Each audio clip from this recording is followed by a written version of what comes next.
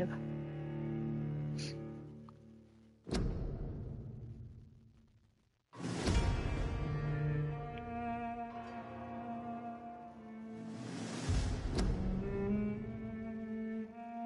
So it turns out, last night, it didn't freeze. That was just the game trying to make me press a specific button. And I'm an idiot. Because I swear I probably pushed literally every single other button I could possibly push. So that got sorted out.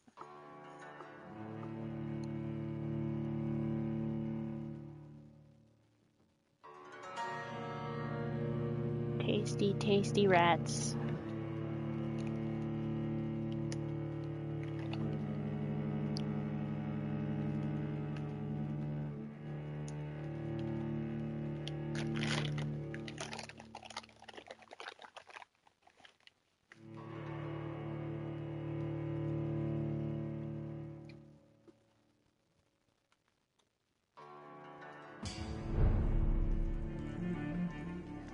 Alright. I live long enough to see them wet boot boys get what's coming to them. I think we gotta talk to that chick again. Not long ago, this sort of mess would have given me a lot.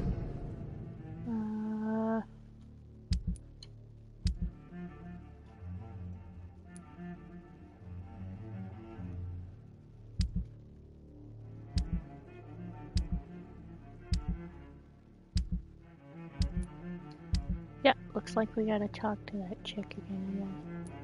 Maybe.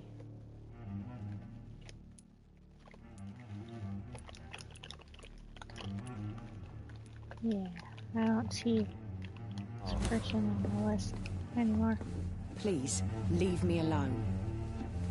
Look, I told you everything. I think I'm losing my mind. I should just run as far away from this place as I can.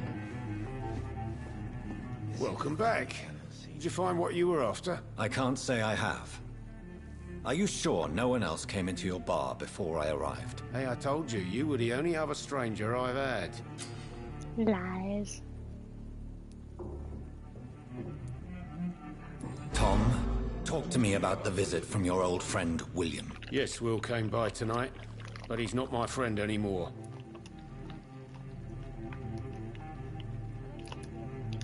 Who is he? William?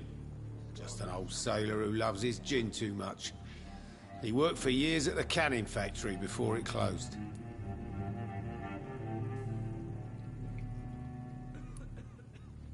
How was he tonight? Was he different? Sicker than usual, perhaps. He whined and mumbled about how mean people were to him and how he'd like to talk to me outside, and then he left when I refused. Is he dangerous? Yeah. Like many drunks, he's all bark and no bite. He can barely stand up most of the time.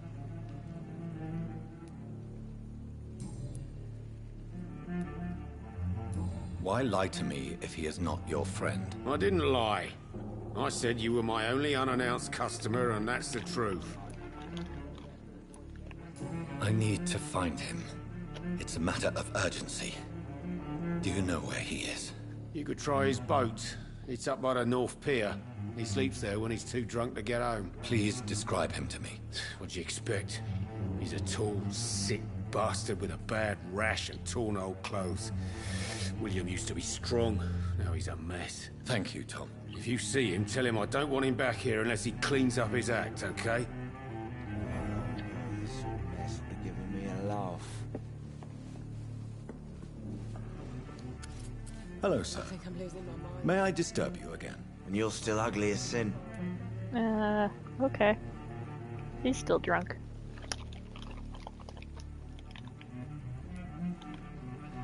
I'll leave you to your bottle then. Are they stupid or something? I've never even been to India. Okay.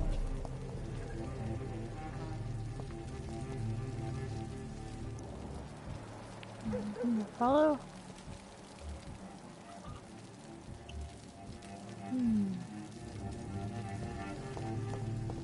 I will get to the bottom of this intrigue.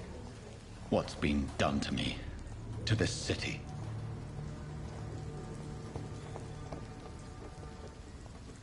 This looks like docks. Oh, hey! There we go. That looks good. The body is still warm. This man has just been drained of blood.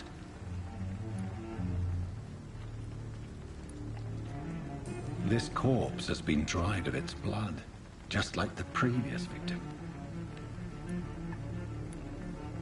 This man was armed. He tried to defend himself. What's this? Some sort of note. I have a bad feeling about this guy being armed. Blood and empty gin bottles. This bishop fellow is something of a heavy drinker.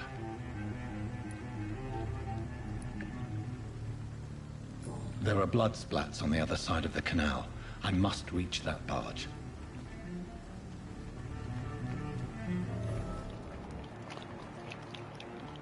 Poof!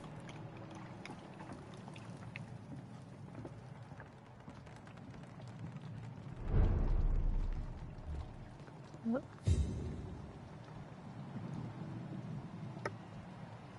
Is that a person or another blood? That's a person, I think.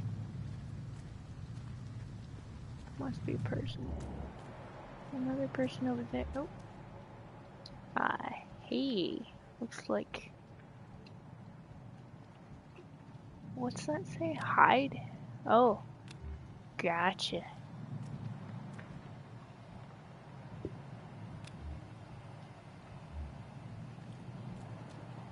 That looks... That's a good sign. Yeah.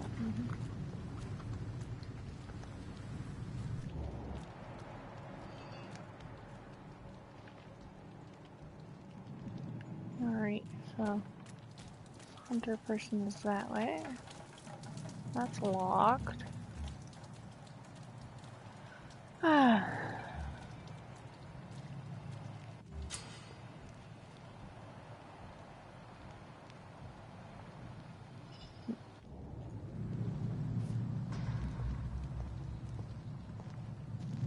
Sneaky, sneaky. There we go.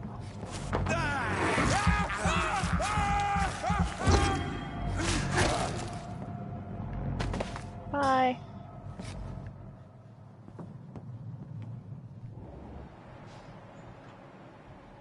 That was good.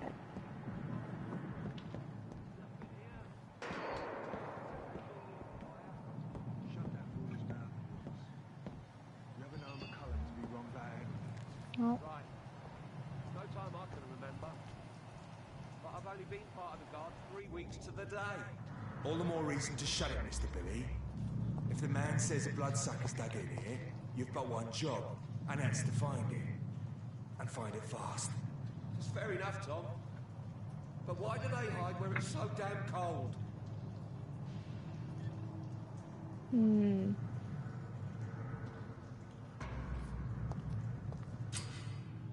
Oh.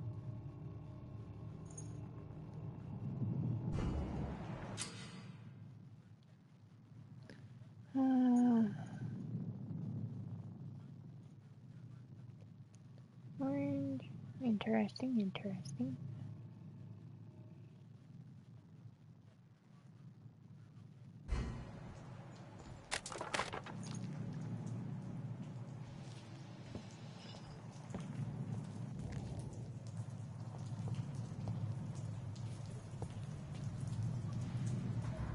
Oh, we can poof above him.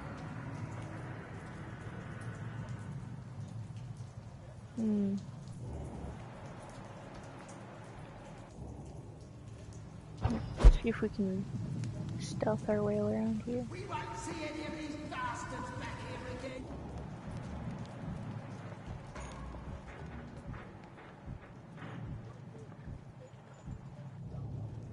Interesting, interesting. this nest of them cleaned out. I'm not playing with you losers. Let's see here. Oh. I nightmare screams when you burn them alive.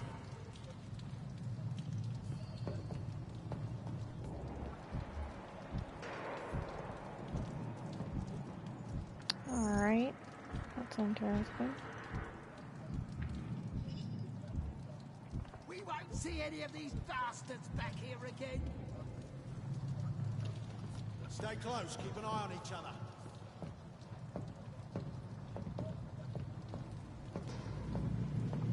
Oh, there we go. Look, food!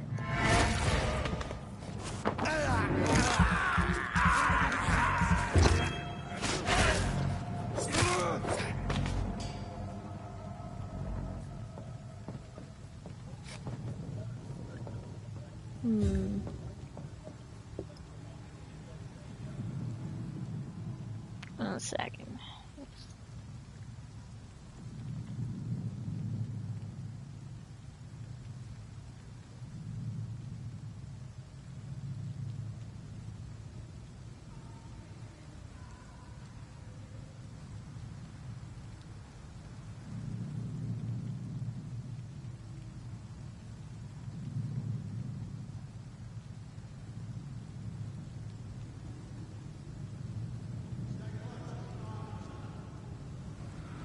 Alright.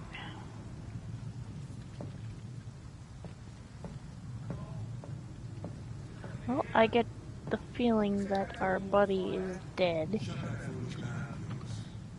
That's this nest of them cleaned out. Right. No time I can remember. But I've only been part of the guard 3 weeks to the day. All the more reason to shut it, Mr. Billy. If the man says a bloodsucker's dug in here, you've We got won't one see job, any of these and that's to bastards find back here again. it, and find it fast. That's fair enough, Tom. But why do they hide where it's so damn cold?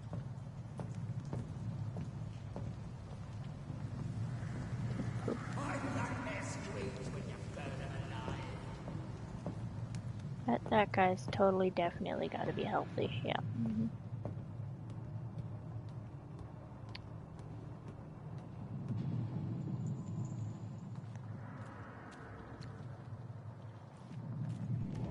Ain't safe here for a gentleman. Go back home, idiot! I said steady, boys! We've got one of them here! Oh, good. Busted.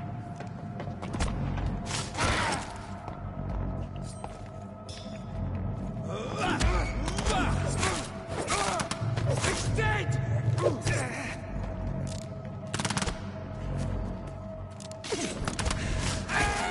Watch it! It's a killer!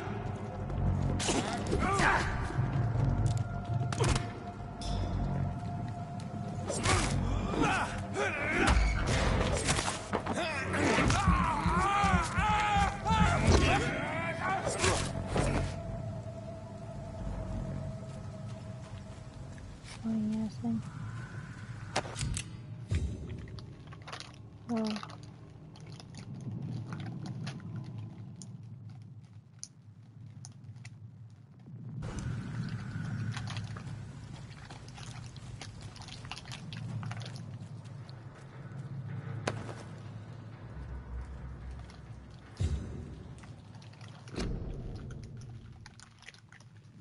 We're trying to think.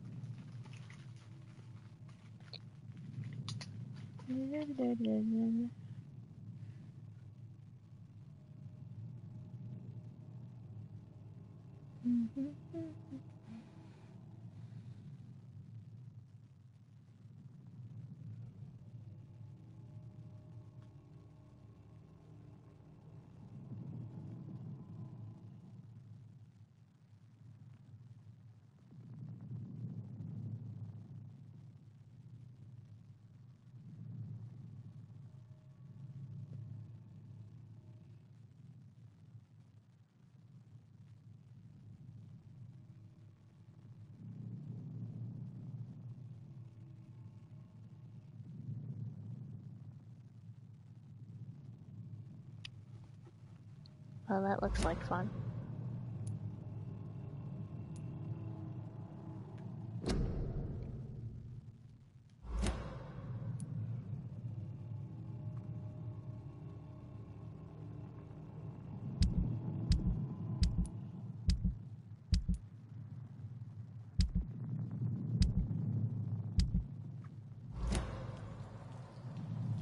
All right.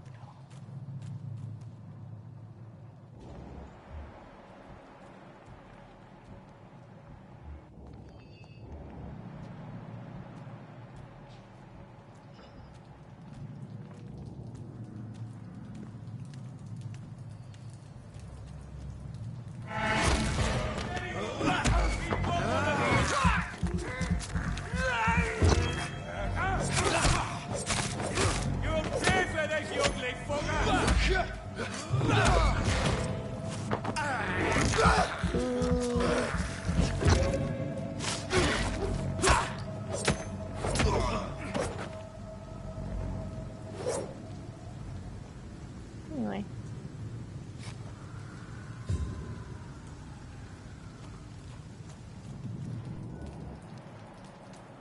Oh. More blood spatter going this way. Alrighty. There's stupid hunter noodle. Let's go take care of him again. Oh.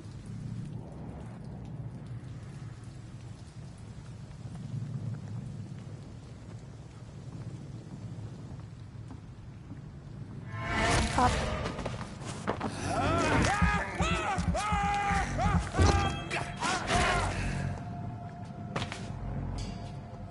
Push over. Not that I'm complaining that I managed to kill him relatively, but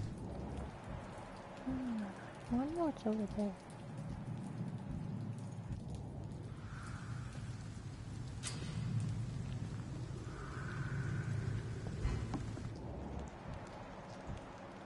Oh.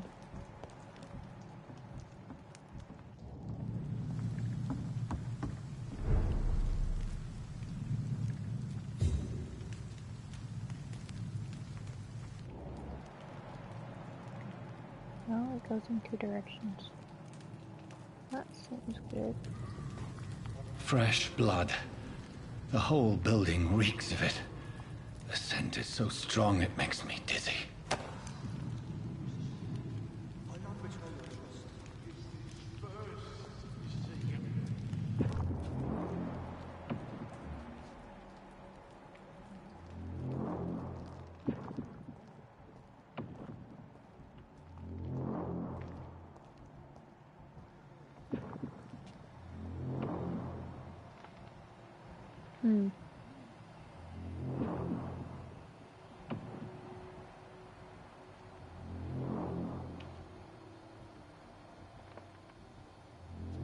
This sounds like it's going to go well.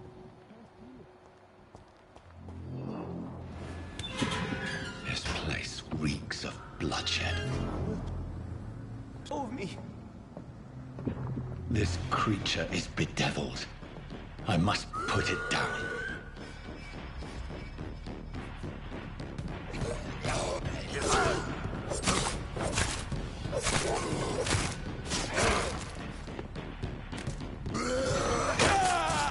Ow.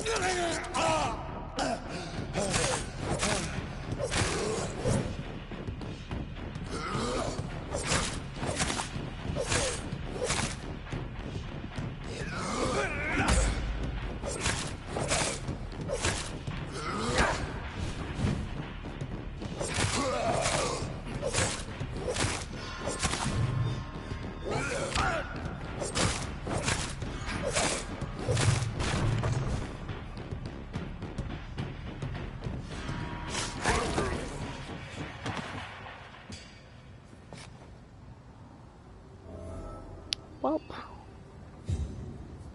it's one thing dealt with. Please, stop. Oh hey, that one's still alive. William was an honorable man.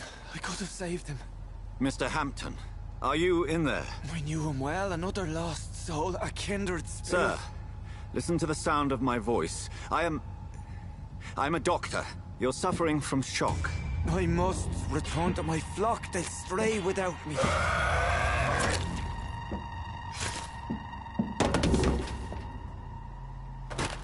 Remember, certain skulls are every bit as resistant as we are.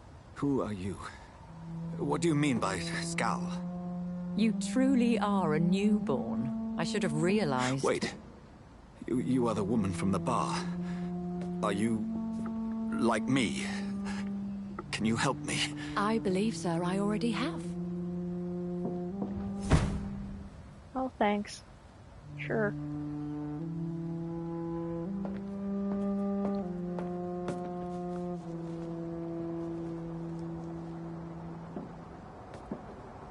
By George and the Saints, you've solved the mystery of these terrible murders. Oh, hi again. Patience, good fellows, I've come to offer help. Just give me a moment to secure my boat. We can leave this awful place. William was not the evil man they claimed. He was just taken by the thirst. He needed his drink. This man requires medical attention. We'll see he gets to the nearest hospital. No, please, I must tend to my fold. My flock needs me. There, sir. Go with the good Dr. Swansea. He's resourceful, and I'm sure he'll take good care of you. You'd best come as well. The sun is soon to rise, and you'll need a place to rest. I just need a moment. If I can learn something about what has happened to William, I'll be a step closer to understanding what happened to me.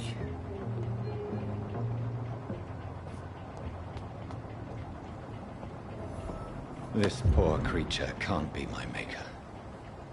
Could it be some subspecies of vampire? I must find a place to analyze the blood.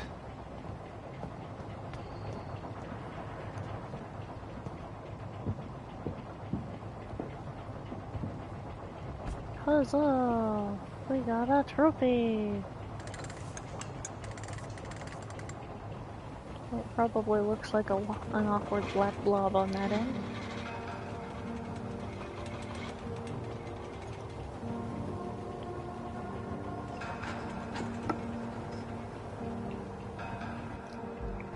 Where are we headed?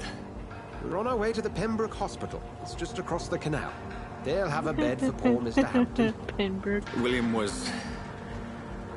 what manner of creature was he?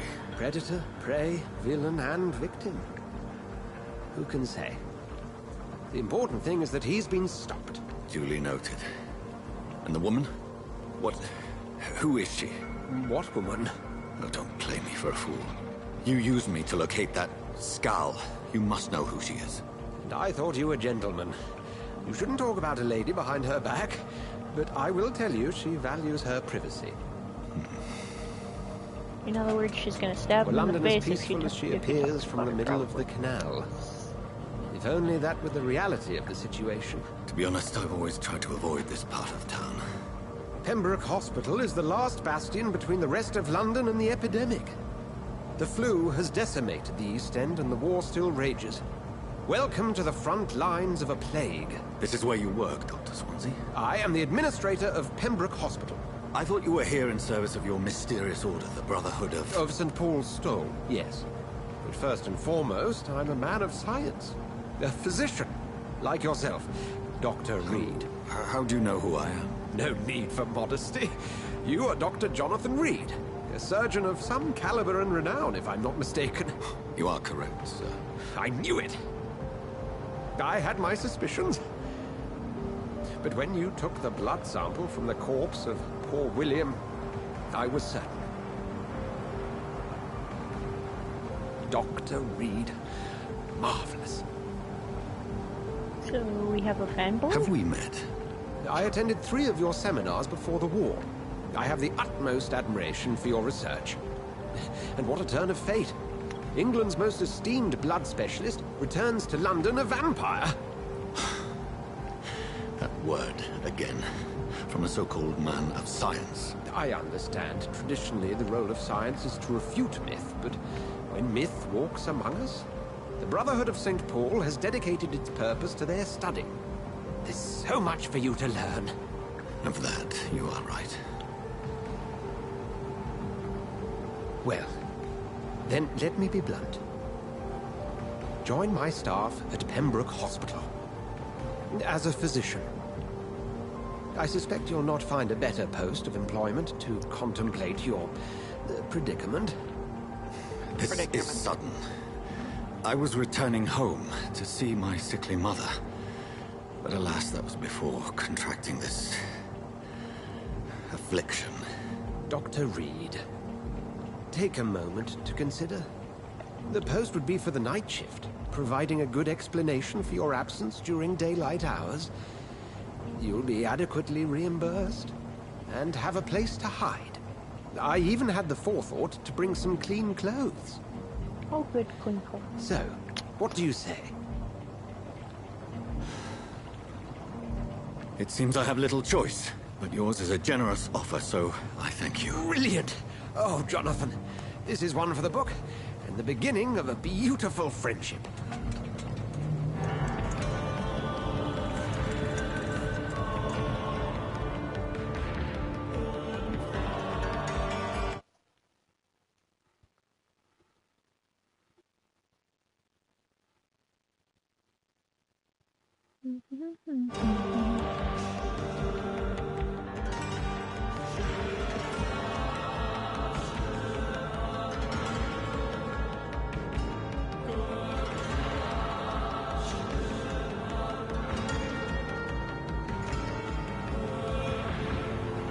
Dr. Swansea, thank goodness. I was beginning to be concerned. Worry no more, Nurse Crane, for I bring good news. Oh, Doctor, what a night. We lost 2 more patients. Nurse Scow said she couldn't take it anymore and resigned. Yes, well, I'll make a new rota in the morning. In the meantime, find a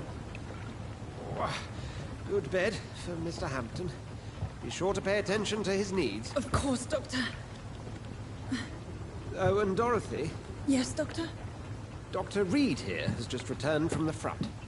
He served King and Country and will be joining us here at Pembroke. We're very lucky to have gained a surgeon of his talent, and one so experienced in blood transfusions. That is good news indeed, Doctor. Oh, yes.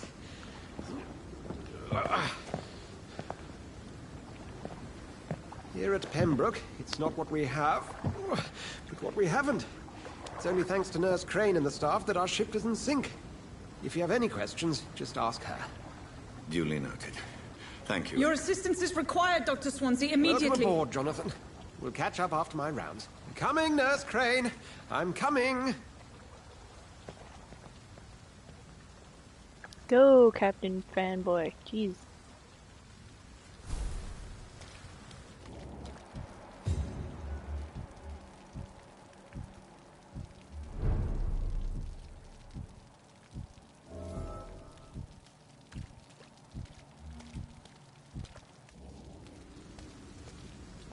I'm sorry, Jonathan. Mr. Hampton needs me right now. Okay, you guys are just gonna sit next to the stairs so I can't go up the stairs. Whatever.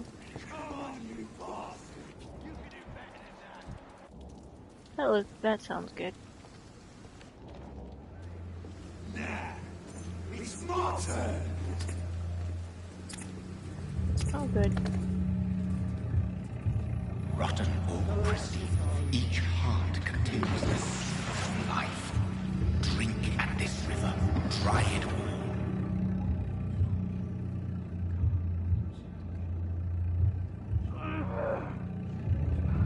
Bastard gave me a good phone. Oh, come on, you bastard. I won't bite. Sir, please. You've lost too much blood. Calm yourself. You think I didn't notice? Stop your staring and get me to an hospital, you arse!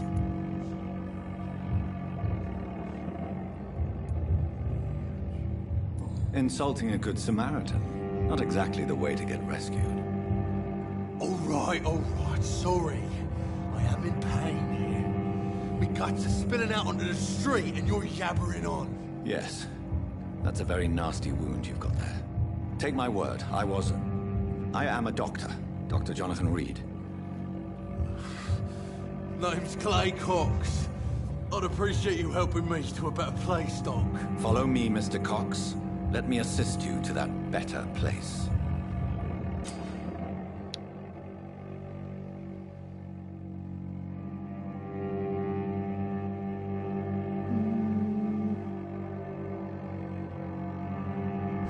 Okay.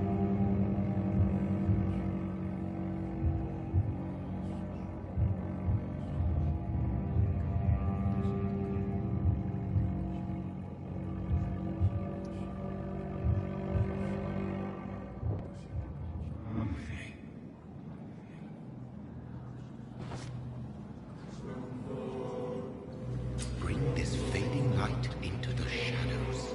Dance with him the dance of life and death.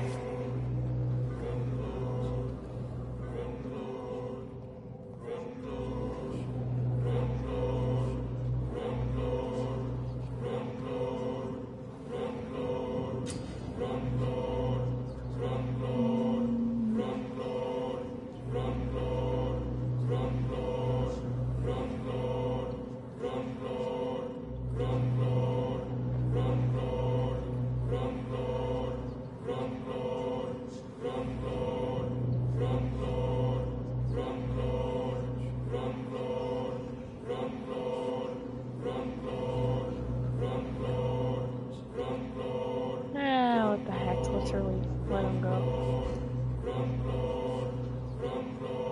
No more. Not tonight. Not like this. I will not take another life.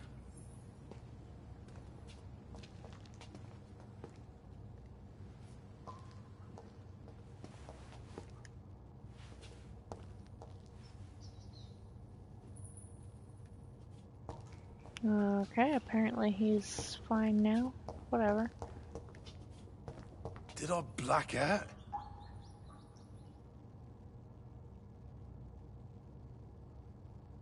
Whoa, I feel giddy.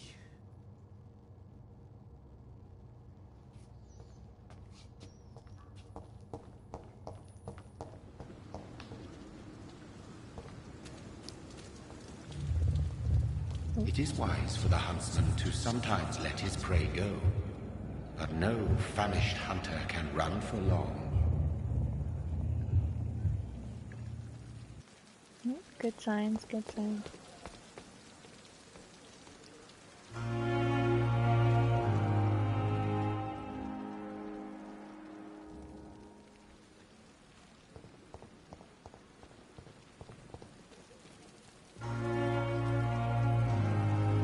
Doctor, where have you been?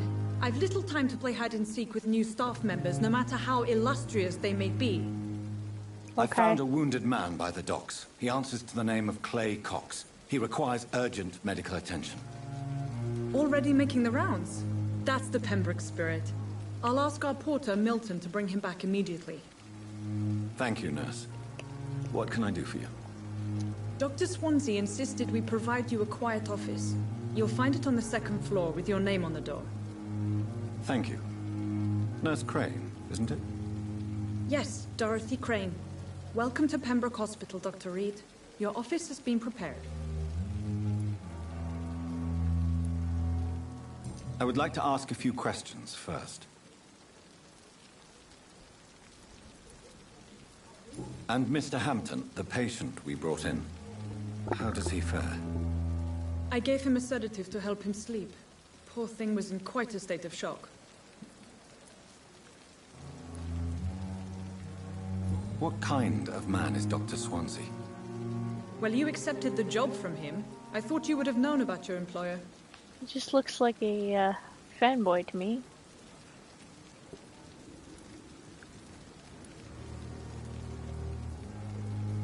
It's right to assume Dr. Swansea knows far more about me than I do about him.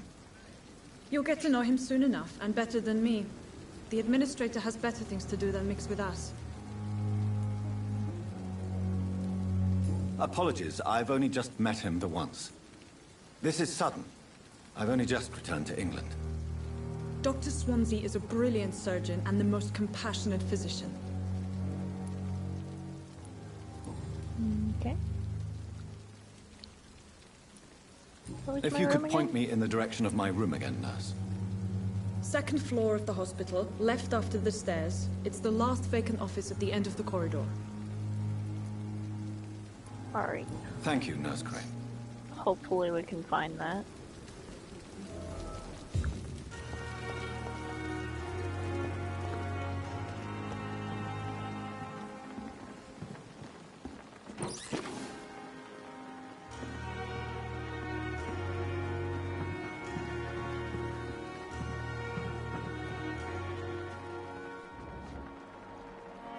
I was hoping it would tell us what was wrong with him. Hi. Good evening, sir. So it is true. The famous Dr. Reed has joined us. I can't think of any better news during these terrible times. Do we know each other? Actually, yes. We met once before, at the Rockefeller University in New York. Dr. Tippett's, yes, I remember. I was assisting Professor Carell in his research about coronary bypasses. He had nothing but praise for you. He was also very confident about your future. And look at you now. Eminent surgeon and blood transfusion specialist.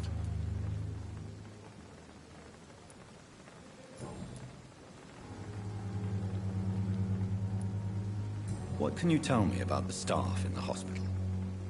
Some are really good, and others are not so good. But during this troubled period, there is no time for slander. I prefer to focus on the positive character traits.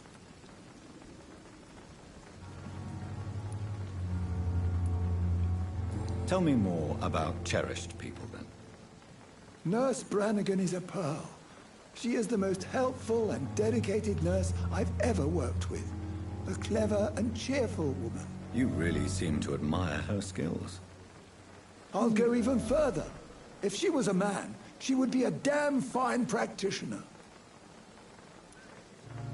Any opinion about the management? I don't always agree with Dr. Swansea's reserve, but I must admit he does all he can to keep this facility running during this crisis. Ah, yes, the burden of command. I was fed up with this concept while serving as a medical officer. Don't get me wrong. Swansea's a good administrator. I just wish he would get out of his office now and again.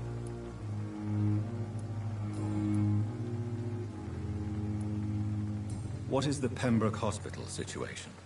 And please, speak freely. This hospital is not exactly the best of London. I'm sure you are used to working in a better environment.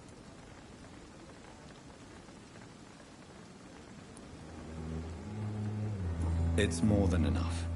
In any case, the personnel of a hospital are much more important to me than the building. Don't be misled by appearances, Dr. Reed. This hospital does not lack talented people. It just lacks hope.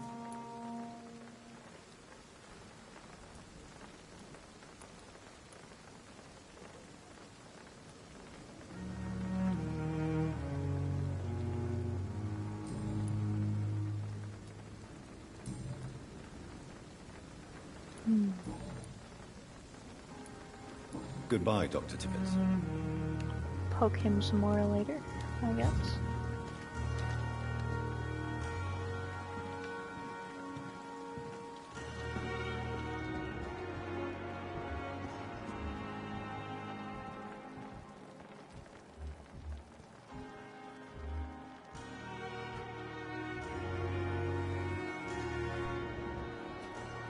There's a person. Oh, hi. Good evening, sir. I'm Dr. Jonathan Reed. I'm new here. I've already heard about you, Dr. Reed. I'm Milton Hooks, the ambulance driver for this shithole of a hospital. That's quite a blunt introduction, Mr. Hooks. You can call me Milton. I like to speak my mind, Dr. Reed. Perk of the job. Don't judge me, and I won't judge you. I'm not sure I understand what you're talking about. Well, I'm no doctor, but I'm pretty sure a gun can't be used as a surgical instrument. You have a keen eye. I learned to shoot during the war, and have carried one ever since. Old habits die hard. No need to explain, Dr. Reed. And if you ever need a better gun, remember, I may have something for you.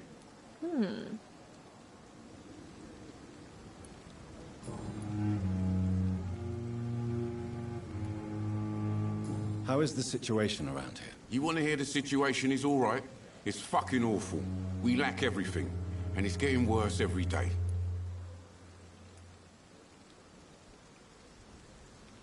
So what do you do exactly in this hospital? Apart from smuggling guns, I mean. I've been an ambulance driver since... too long, I guess. I bring sick people here night and day. It's a dirty job, but I get it done. Most of the time.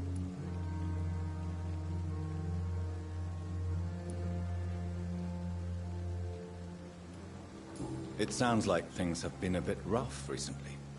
What's happened? Yesterday I got attacked by the patient I was bringing here.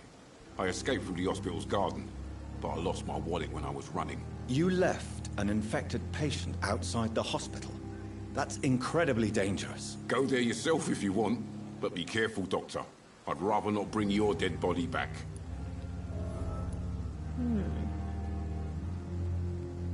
Since you're on the front line, how is the sanitary situation in this vicinity? It's a complete disaster. It's even getting dangerous to enter some streets or buildings. Even the locals attack you. Interesting. Are you really smuggling weapons through the hospital? And why not? I've already been attacked by patients, you know. And by gang members willing to steal my money. But you're not defending yourself. You're selling guns to civilians. You keep people alive your own way, Doctor. I offer them another way to protect their health.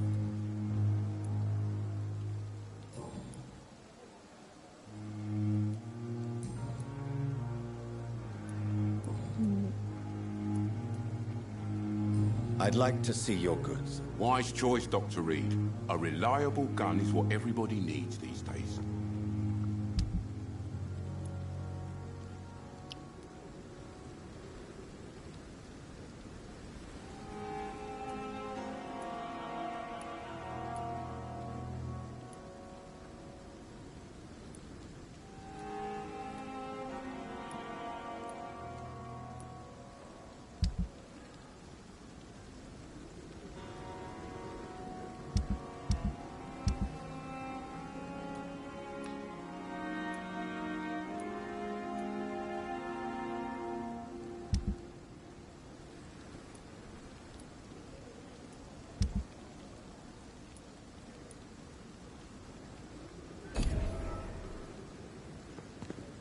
Alright.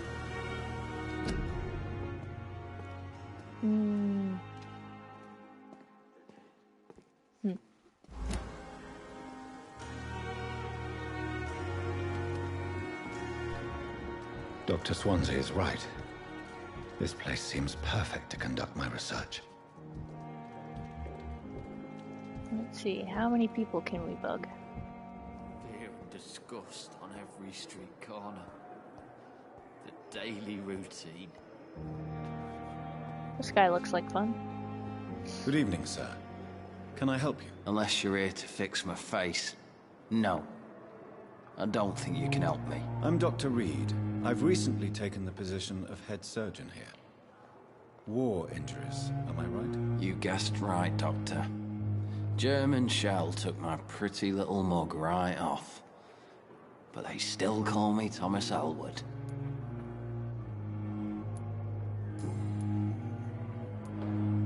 How is your stay with us, Mr. Elwood? Oh, it's bliss. I just escaped death in the trenches to be surrounded again by the moans of the dying. Can I ask you precisely why you're a patient here? It's the pain, sir. The drugs don't work. It just hurts under the scars, if you get my drift. Can I do anything for your pain? Nurses gave me a bunch of pills. No effect. Told you. It's like the flames are under my skin, burning away. Who is treating you? Is someone in particular looking after your case? Nobody since the old and tired doctor spoke to me. Started to think I was forgotten about. Wouldn't blame you. You don't seem worried by that. My face hurts so much more when I smile or cry. I've learned it's easier not to speak. But be assured I'm smiling inside.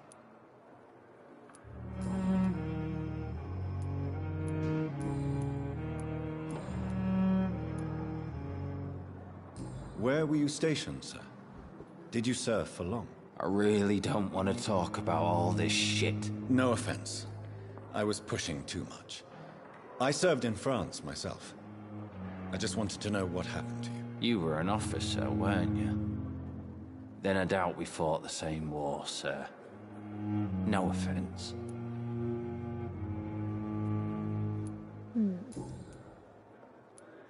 Goodbye for now, Mr. Elwood. You disgust on every street corner. Daily routine.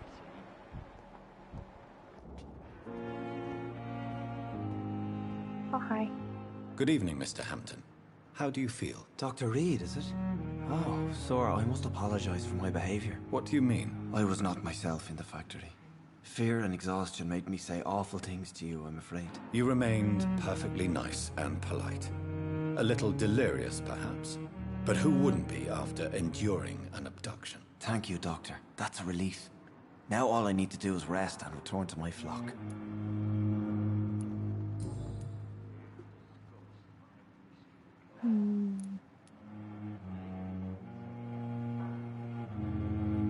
Do you know Tom Watts, the bartender from the Turtle?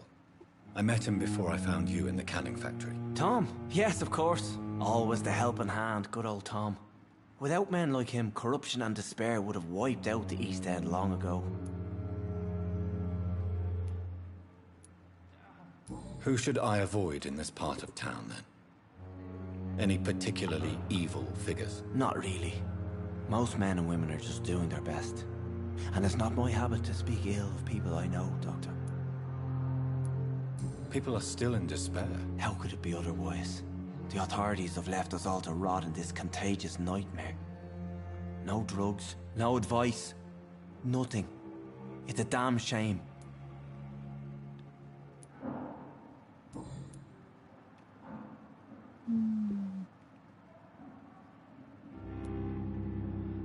How did you end up in William Bishop's den? I had received alarming news about his recent behavior.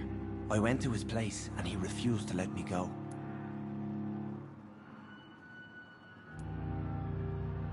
Why did he abduct you? William was an alcoholic. His addiction suddenly changed to blood.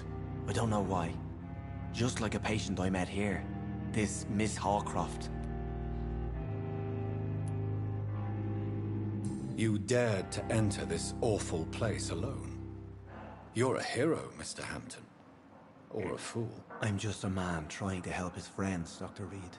William Bishop was a conflicted soul, searching for light.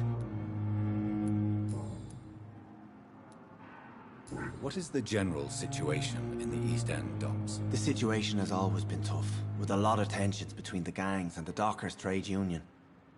The wet boot boys are very nervous since they lost their leader.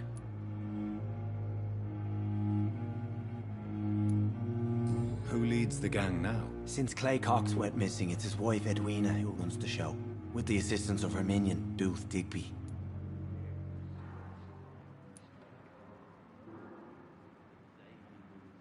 Has the gang been threatening you? Ah, no. I've had this nickname for so long, you know, the Huh? sad saint of the East End. No one dares to bug a saint, not even criminals. That's where he fits in, I guess.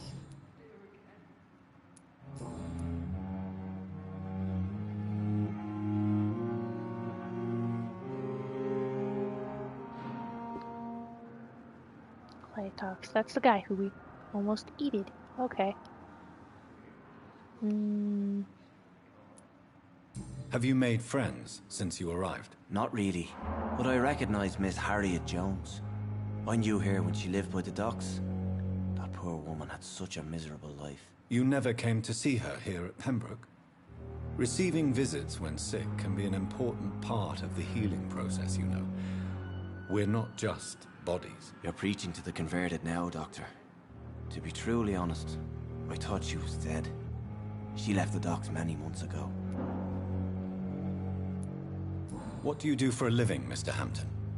I can't help but notice the cross around your neck. I manage a night asylum for the poor and homeless of the docks. And I try to guide the lost and hesitant on the right path to our Lord. Are you a priest, Mr. Hampton? A deacon, maybe? Not at all, Doctor. I'm just a man of faith willing to preach the good word. Why didn't you use your cross against William Bishop? To repel him somehow? That's a very strange question, Doctor. A cross is no magical token, if that's what you were trying to say. Not mine, anyway. Well, I guess we'd probably have some issues with it if that's the thing. How do you feel, Mr. Hampton? Medically speaking, I mean. I feel exhausted. Beyond exhaustion, actually. William drank so much of my blood in his madness. I feel empty. You're in good hands here. Dr. Swansea is well versed in blood transfusion, and I'm sure he'll take the best care of you. Thank you, sir. I believe all I need is rest. And then I can go back to the people who need me. Goodbye, Mr. Hampton. We'll talk again later.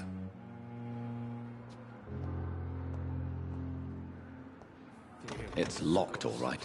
Every street corner. The daily routine. Oh, there's a thing over here.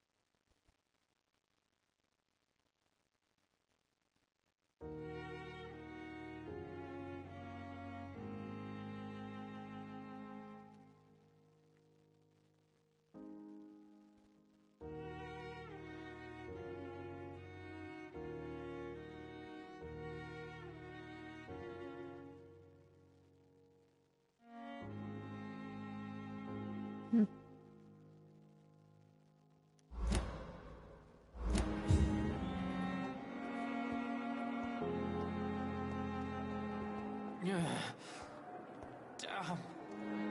The pain. It's here again. Hi. Good evening, miss. I'm Dr. Reed, the new surgeon at the Pembroke Hospital. And who are you? Your name has no meaning to me, mortal. You're nothing but dust blown by the winds of eternity. I beg your pardon? What are you begging for, mortal? My clemency? Well, tonight maybe I'm inclined to mercy. You'll never forget the night you met Thelma Howcroft. You keep calling me mortal. Why is that? And if I'm mortal, what are you? Well, Dr. Reed, if you must know, I'm a vampire. Oh, good. I'm assuming you must be a patient here. Am I right, Miss Howcroft? It's only a cover. To hide from my enemies. I can leave whenever I want. As a woman, a spirit, fog, or bat.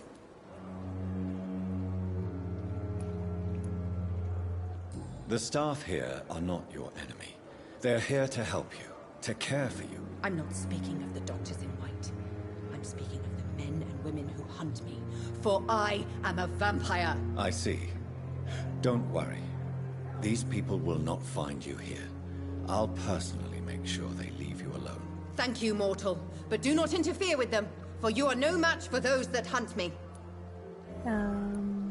Who are these enemies you mentioned? Can you describe them? I cannot say for sure.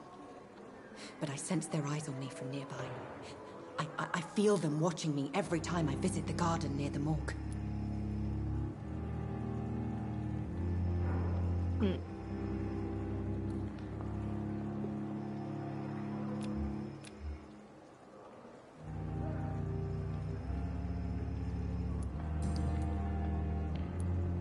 And why do you believe you're a vampire? I don't need to believe anything. It is what I am.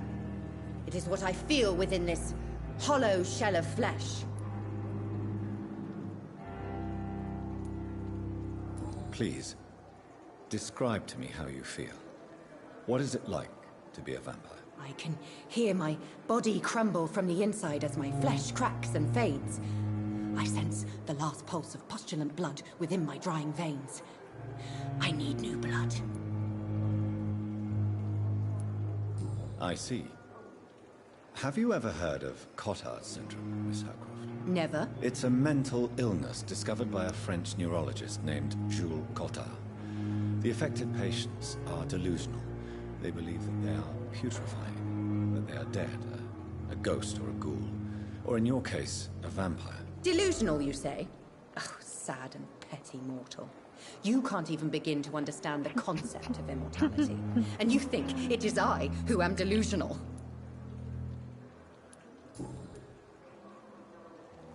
Oh, hey, there's a button there. What's that do? Do you require my services, Miss Howcroft? I have no need for your medicine, Dr. Reed. Blood is the only drug I need.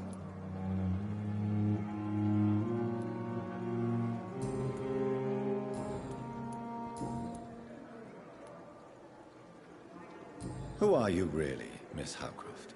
I mean, apart from being a vampire. Is that not enough for you, puny mortal? What do you require? Hmm? Proof of my powers? I'm curious to know who you were before becoming a vampire. It was such a long time ago, I don't remember. Centuries of unholy life can have strange effects on one's minds, you see? Okay.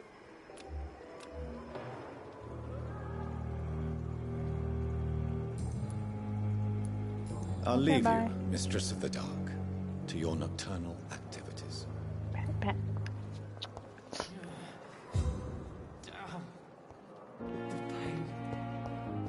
So what happens if we talk to this dude? Good You evening, get that Mr. button Elwood. option? Evening, Dr. Reed. Soldier, do you need assistance? I'm fine. Just do something for this pain, will you? That's all I'm asking.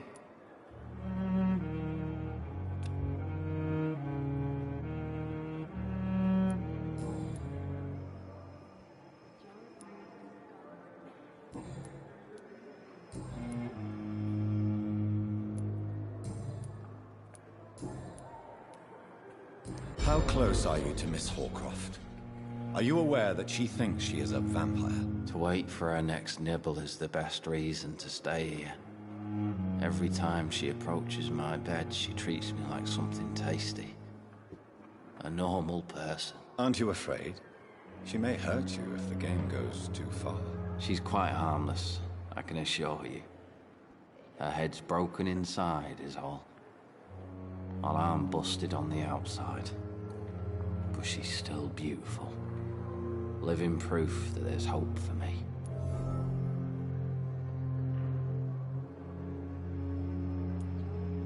So do you let her bite you? You know that's not sanitary. And why not? She's only supping a few drops of me blood. And the pain, it's real for once. She could decide to bite less willing patients. Then it's another good reason for me to stay here, Doctor. You do realize she's mentally disturbed. It's called the Cotard syndrome. She truly believes she's a vampire. In her madness, she never refers to my scars. And frankly, if I could, I'd join her world. It seems much more fun than the real one.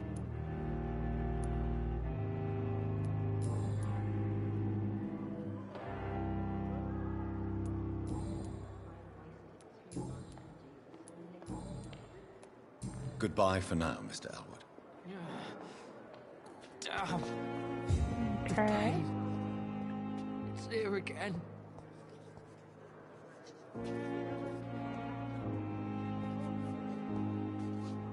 Good evening, nurse. Good evening, Doctor. I don't think we've been introduced yet. My name is Pippa Hawkins. And I'm Dr. Jonathan Reed. Dr. Swansea has recently offered me a position in this hospital. Well, it's a euphemism that your help will be appreciated, Doctor.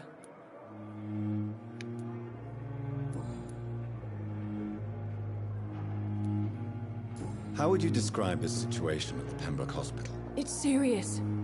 The flu is wreaking havoc amongst the staff and patients. We are running out of everything. Nurse Hawkins, the Spanish flu won't last forever. Even the Black Plague didn't kill everyone. I wish I could believe you. But what if this epidemic was worse? What if in the end, nobody was spared? You must get a hold of yourself, nurse.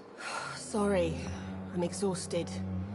No one has any idea when this epidemic will be over. Put on that sweater. How long have you been a nurse? Well, long enough to see that the epidemic is winning. And no matter how qualified you are, don't tell me you'll change that.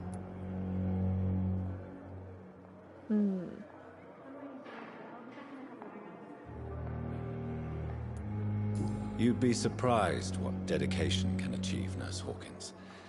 In medicine, sometimes we're just a test result away from a miracle. Sorry, Doctor.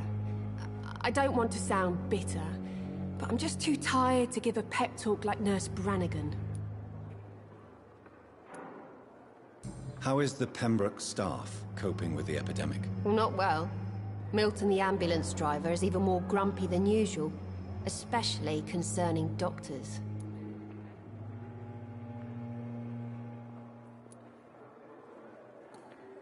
Why is Milton grumpy on a daily basis? Is it just an act? Milton's not the kind of man who's bothered about a bad reputation, whether he deserved it or not. Why does Milton dislike doctors? I don't know. Just ask him. But be warned, Milton is not the chatty type.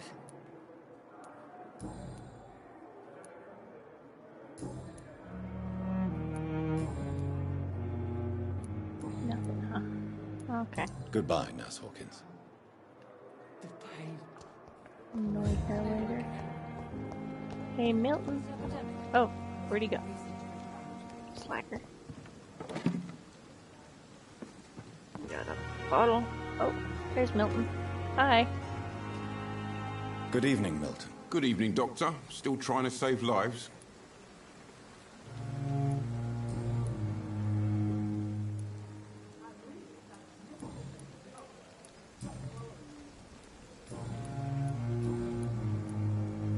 Why do you have such a mediocre reputation among your colleagues, Milton? Fuck them. Nobody knows the horrors I've seen since working here. This city was sick long before the epidemic, Dr. Reed. I know it's a difficult task, but correct me if I'm wrong. Is this not the job you are paid to do? I've seen babies left to die while their brothers were properly fed. Underage girls and boys sold to all manner of perverts. I'm sorry, I don't know what to say. Yeah, exactly. We lack words. So excuse me if I don't look on the bright side of life.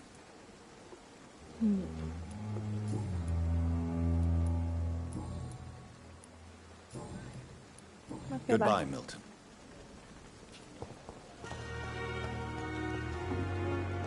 Alright, who else can we annoy?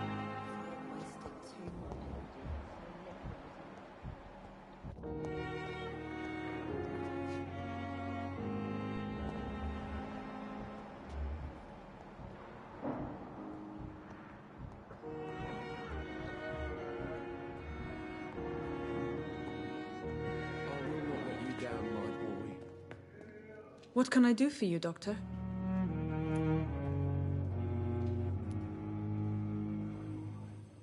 Thank you, Nurse Crane. Nothing new. Okay. I'm so tired. Will this shift never end? Sweet girl. Treats me like a book.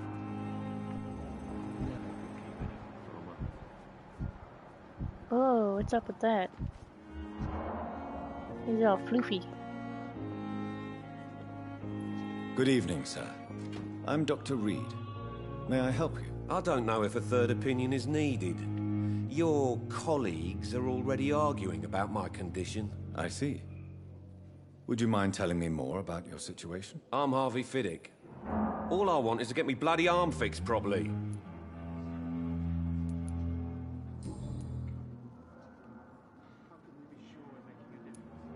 Tell me about the doctors who are arguing about your case. Strickland and Aykroyd. They both want the best for me, but there's a lot of pride there.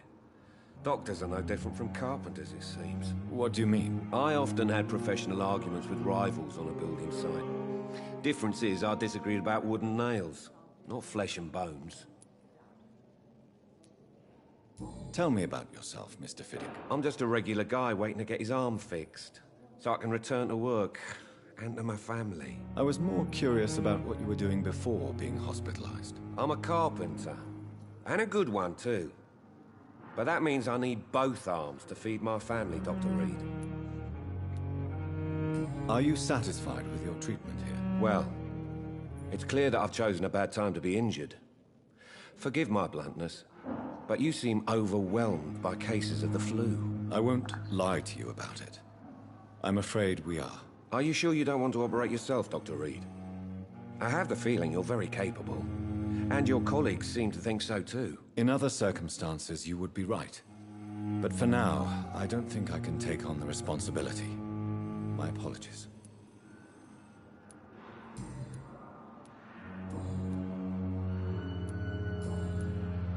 Is there anything else that's bothering you? Can I help in any way? I'm all right.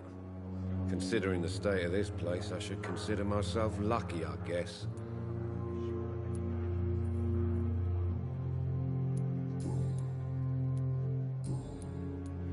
Goodbye for now, Mr. Fiddick. I'll see you later.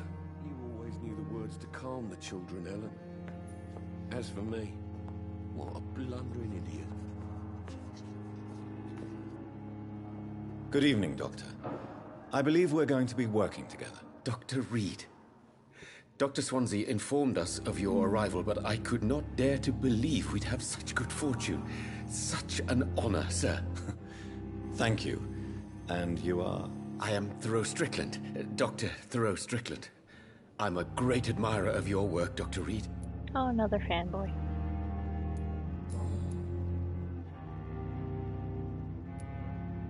Hint, huh? Please, could you tell me something about yourself? I'm a great admirer of your work concerning blood transfusion, Dr. Reed. I run my own experiments. I'm convinced it's the future.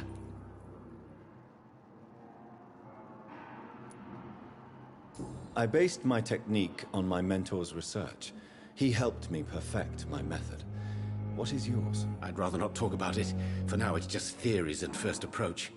My process is purely experimental and unsuccessful. As long as you're cautious and methodical, you may remain empty-handed, but you won't fail. You're not the first one to warn me, but I am convinced knowledge is the main weapon against the ravages of this epidemic.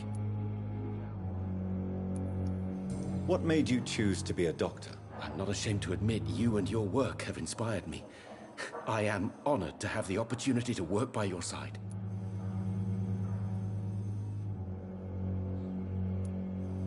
It's always a pleasure to share scientific and medical knowledge with someone eager to learn. I'll be glad to help you if I can. This epidemic may be the century's most terrible disaster, but I'm convinced that we, as doctors, are the only ones able to defeat it. Alright. What can you tell me about the Pembroke? Well, it has always been an honor to work with Dr. Swansea. But with your arrival, I can't think of a better opportunity to learn about blood transfusion. You seem quite optimistic. It's a rare and precious attitude in these difficult times. I'm convinced that this epidemic is a test of endurance and dedication for us men of science. Questions remain about our capacity to resolve the situation. True. Last summer, during the first wave of the epidemic, I used to joke with Milton about the extra work. We're not smiling now. Do you need help with anything in particular? Well, yes, maybe. I'm waiting for a batch of products I ordered for my personal research. Yet my supplier seems to have vanished. Do you want me to play the errand boy for you? Oh no, Dr. Reed. But if you went personally to his shop, what with your reputation and all, he wouldn't dare to refuse the products I need. I see. Well, give me the address, for I may pass by if I have time. Interesting.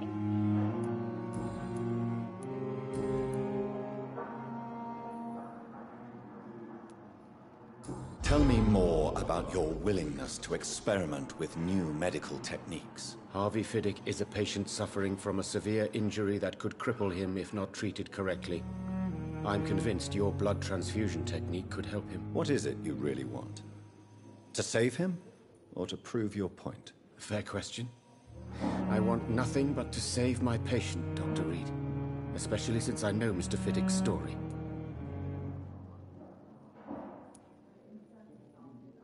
Tell me Mr. Fiddick's story. Our first diagnosis was compromised because Mr. Fiddick lied to us about the real origin of his injury. He first claimed it was an accident. But why would he hide such crucial information from us? Because he is a proud father, ashamed of putting his children at risk because of his own negligence. This personal involvement could also appear to be a lack of impartiality. You must know that a good surgeon must remain neutral. I agree. But that does not excuse Dr. Ackroyd's behavior. A man who did not even take time to converse with his patient. Do you think keeping his distance was a mistake? All I know is that I'm taking care of human beings with desires, hopes, and fears. Not some biological machine comprised of blood, bones, and flesh.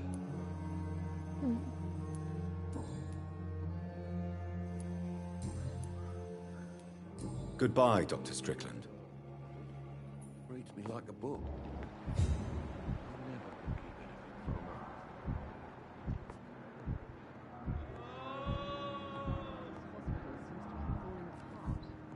But in the circumstances, I'm willing to give you the benefit of the doubt. Good evening, sir. Oh, hi. Good evening. I'm Dr. Reed. Can I help at all? No. Really?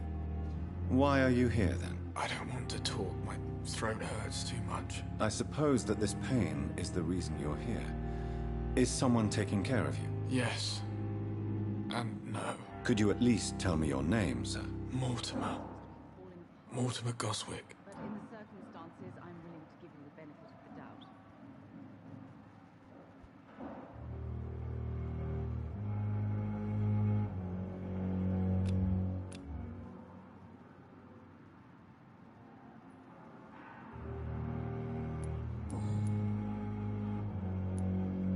How painful is your throat, Mr. Goswick? So painful I'd rather not talk at all, Doctor.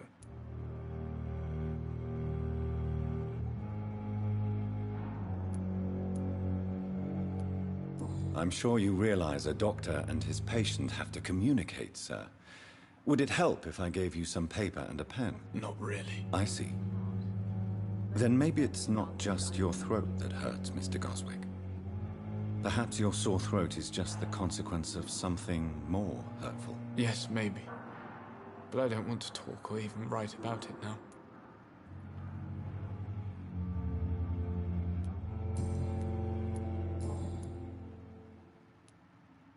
Tell me about yourself, Mr. Goswick. I don't want to talk, Doctor.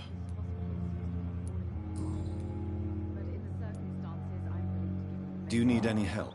I'm afraid I may, sir. I don't mean to be a burden.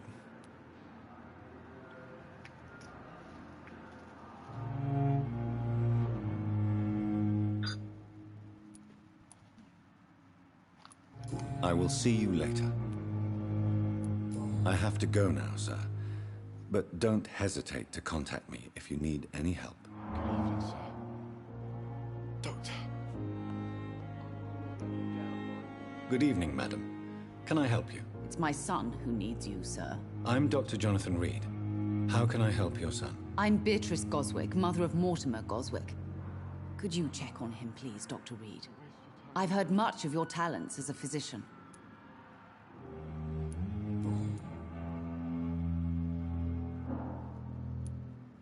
What can you tell me about yourself, Mrs. Goswick? Not much to say. Just take care of my Mortimer and I'll cover all the expenses. That's all that matters.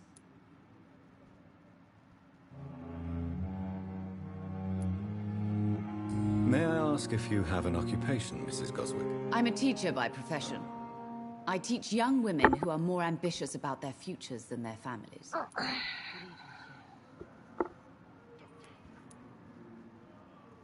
Are you really that rich?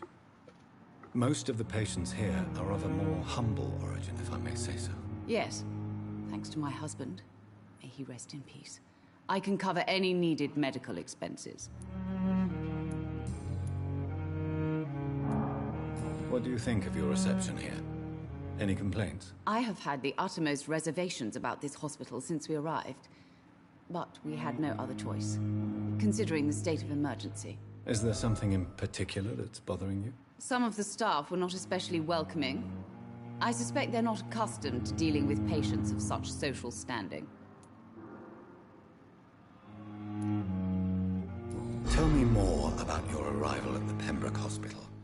What gave you such a bad first impression? The ambulance driver was quite rude, for a start. And that nurse, Miss Hawkins, seems to have quite a dubious attitude. What do you mean? She managed to secure a bed for my son despite the epidemic. It was a relief, but it wasn't cheap.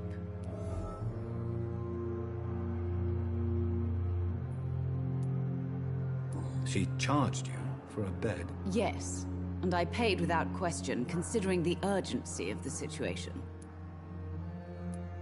I share your concern, Mrs. Goswick. Be sure that I'll talk to the people involved. I don't expect compensation, Dr. Reed. But I'm aware such behavior would not be tolerated in other hospitals.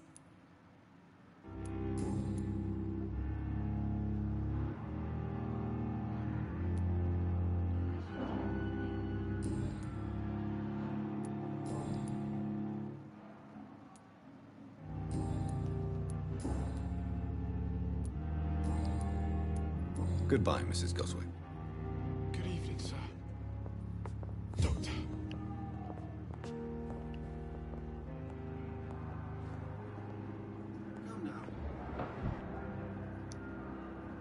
Good evening, sir.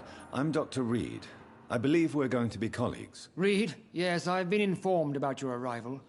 I'm Waverly Ackroyd. Welcome aboard, I suppose. Does my arrival inconvenience you in some way, Dr. Ackroyd? Let us just say that I don't particularly share Dr. Swansea's enthusiasm for hiring you. What we need here are reliable professionals, not overrated dabblers.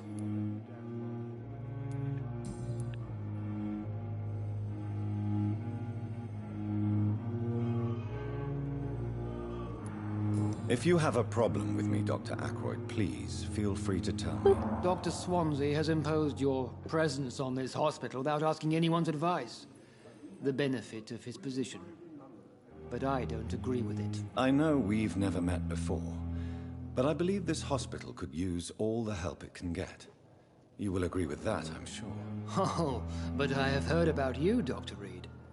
Of course, you can't say the same about me, since I have not wasted my time courting the press.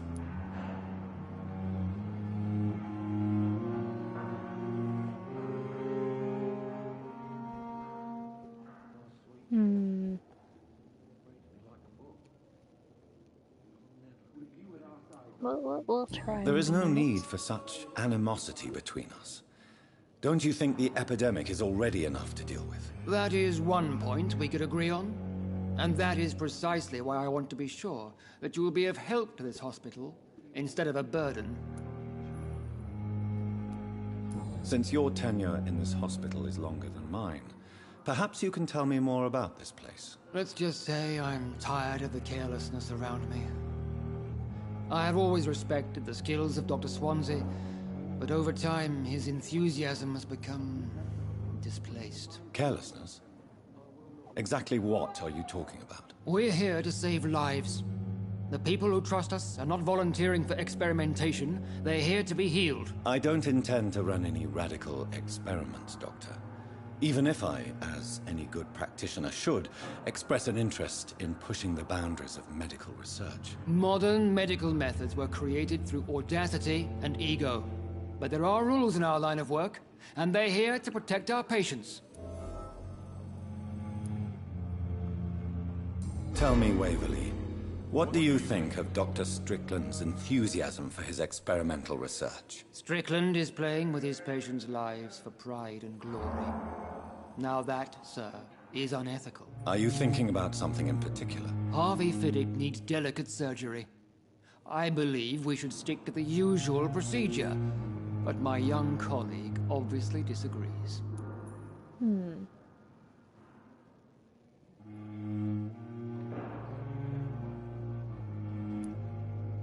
Why do you wish to lead this surgery? I strongly believe that Mr. Fiddick should not be butchered to test an unproven procedure.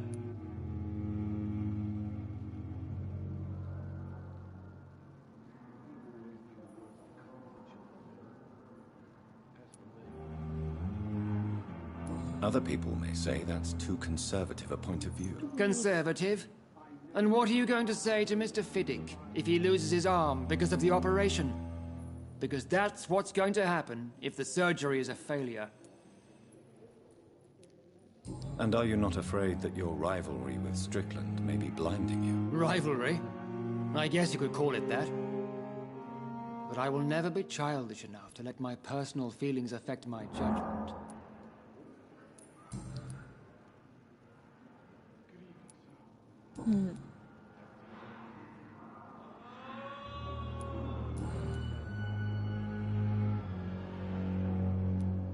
I don't know what you've heard about me, but I have already proved my value as a practitioner. I don't question your skills, Dr. Reed, but your motive.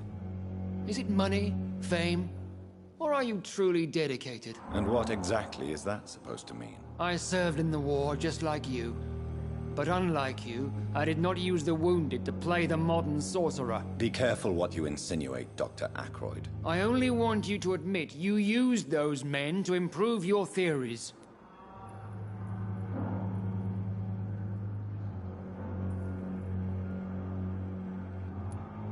Knowledge has always been and will remain our main weapon, and it has always come at a price. And personal initiative. It is not a question of initiative, it is a question of integrity. These men and women have put their faith in us, Dr. Reed.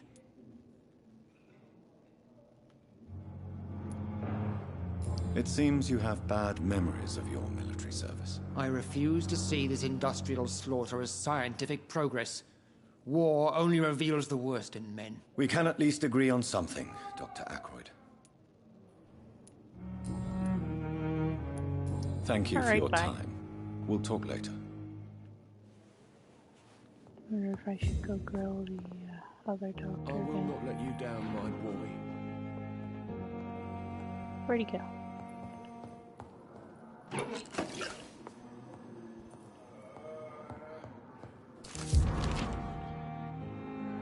What's that? We got a letter.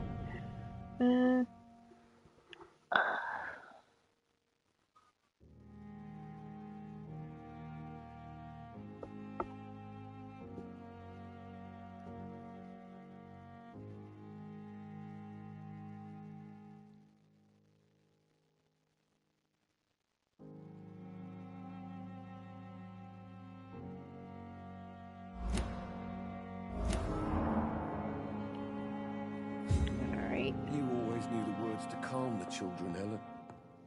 As for me, what a blundering idiot. Good evening, Mr. Fiddick. Good evening, Dr. Reed. Any news about my operation?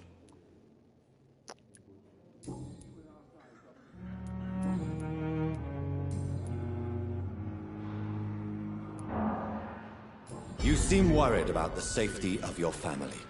And it's obviously the reason why your wound troubles you so much. I cannot give up on my children now. They both need me living. What about their mother, if I may ask? She died in 1915 during one of the first Zeppelin raids. We never found her body.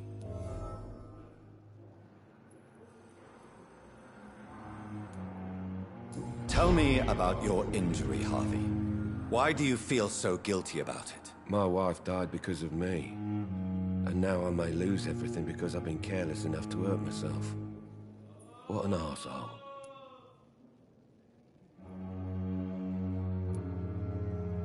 How could your job be responsible for your wife's death? I was working a double.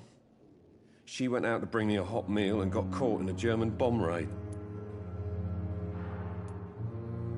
You can't hold yourself responsible for your injury, Mr. Fiddick. Unless you tried to hurt yourself. Of course I didn't hurt myself.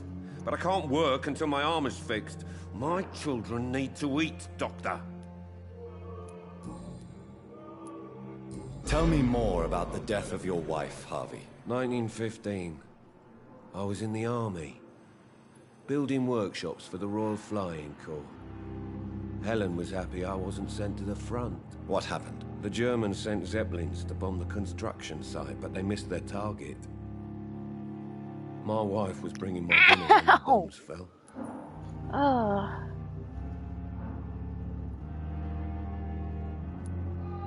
How are your children after losing their mother? They were smaller then. The only good thing about this is my Helen didn't bring them with her that night. I'm sorry for your loss. So many died during the bombings. I served in France and witnessed the carnage there. I would like to say that she didn't suffer. Truth is, I have no idea. I just know that I'm all that me kids have. Poor little bleeders.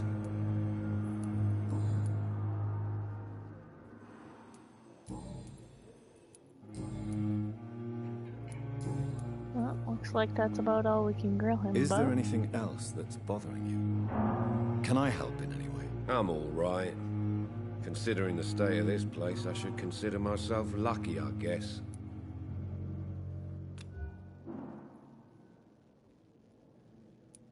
Goodbye for now, Mr. Fiddick. I'll see you later. My sweet girl. Alright. Reads me like a book. I never could keep anything from her.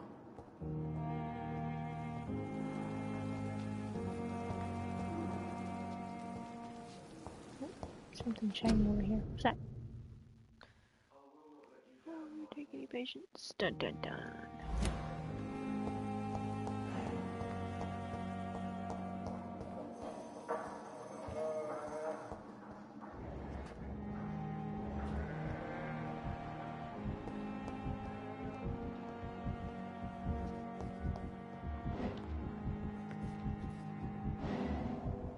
Oh.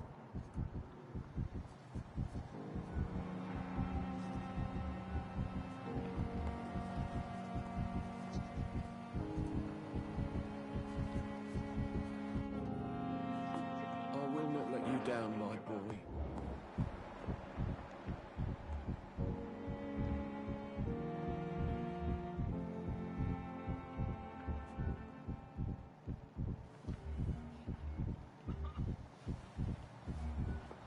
My sweet girl. Never could keep anything from her.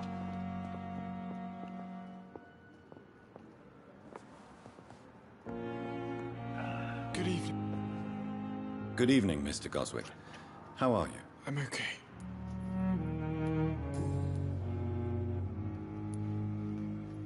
Why did your mother have you hospitalized here? She seems convinced this is a bad hospital. My mother just wants the best for me.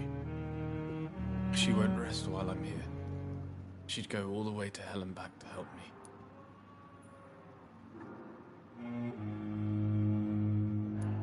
Pembroke Hospital may look unorthodox, but rest assured you're in good hands here. It's not me you have to convince, Dr. Reed.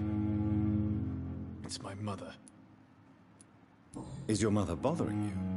As your doctor, I can ask her to leave you alone if you would prefer. That's tempting, Doctor. But you have no idea what my mother is capable of. She would tie herself to my bed if you asked her to leave. That sounds healthy.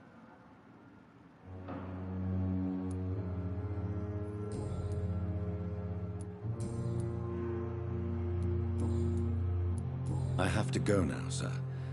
But don't hesitate to contact me if you need any help. I'm all right. Don't waste your time with me.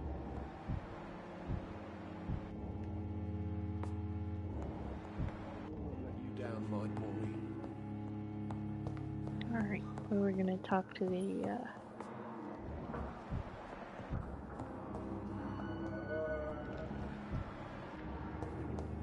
Have I talked to this person yet? Yeah, that's Mr. Grumpy Head. Let's see. Our, oh.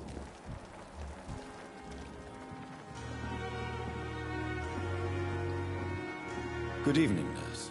I'm Dr. Jonathan Reed, the new surgeon here at the Pembroke. Dr. Swansea has already told us about you, sir. I'm Nurse Gwyneth Brannigan. Welcome to the Pembroke Hospital. Did he really? It's a good thing I wasn't hoping to keep a low profile. All members of staff have already read about your new blood transfusion technique. Dr. Swansea made sure of that. I see.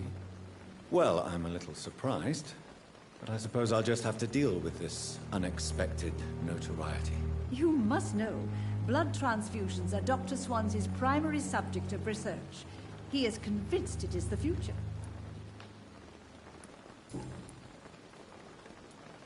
How are things here? Not good, to say the least. We're struggling against an invisible enemy, more lethal than any bullet from a gun. It's hard, Doctor. An invisible enemy? Quite a poetic term for a disease, especially from a nurse. Sorry, Doctor. These last few weeks have been exhausting.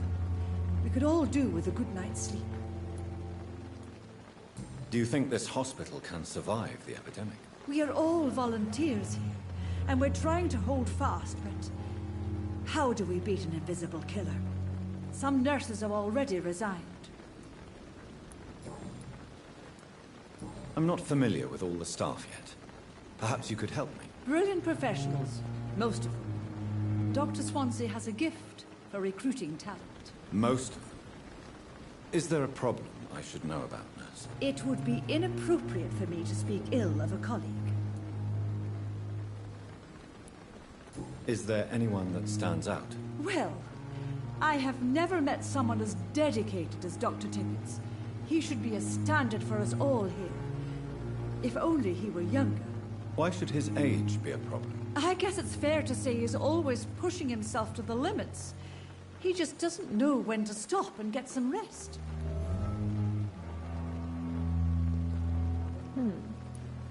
Nurse Brannigan, if you do know something, please tell me. Anything you say will be held in confidence. No.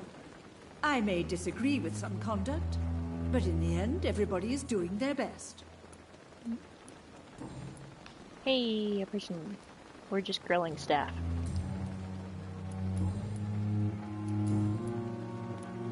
Goodbye, nurse. Call me if you need assistance. Alright. Let's find some more people to grill. Oh, hi. Good evening, Nurse Brannigan. Good evening, Doctor. Oops. Goodbye, nurse. Call me if you need assistance. Not trying to talk to her, we're trying to talk to this guy. Because Good evening, she just Dr. mentioned him. Dr. Reed, any good news to share?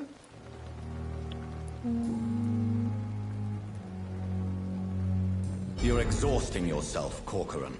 Maybe you should think about preserving your strength. No. We must keep on healing all those poor souls. We are the last rampart before chaos. Once more, unto the breach.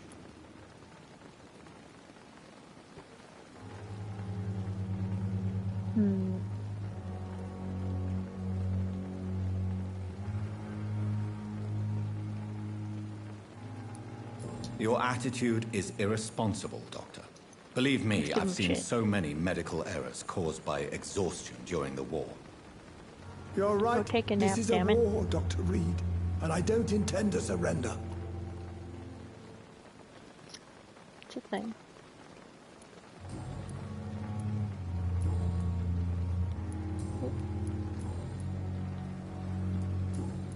Alright, bye. Goodbye, Dr. Tippett.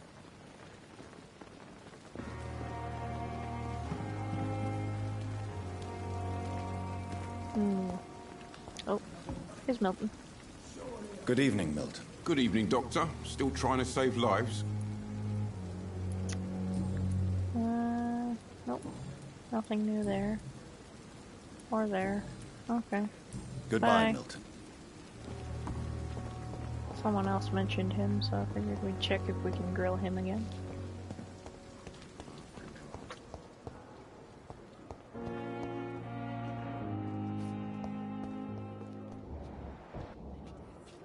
Captain Grumpy Pants. Oh, God, there again. Good evening, Nurse Hawkins. Good evening, Oh yeah, Dr. we're Reed. supposed to be giving her shit. I think. Nope. Maybe it wasn't her. Goodbye, Nurse Hawkins. The daily routine.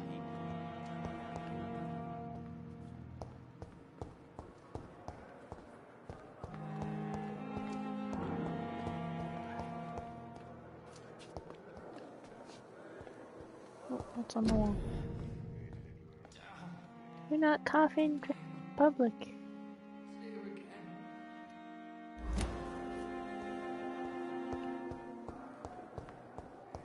Oh, another new room to explore. Shiny things. I thought there was a shiny thing. Oh, crazy. Oh, there's a lantern. Okay.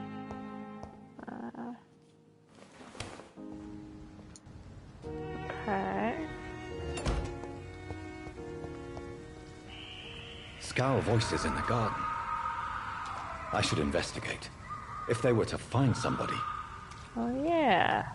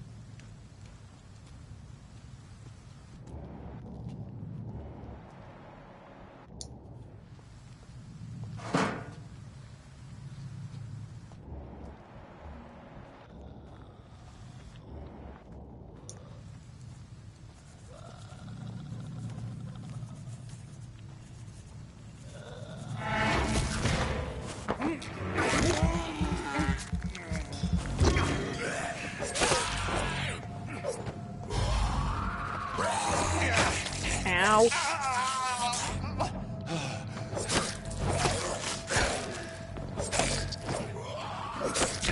Wait. And we died. That was good.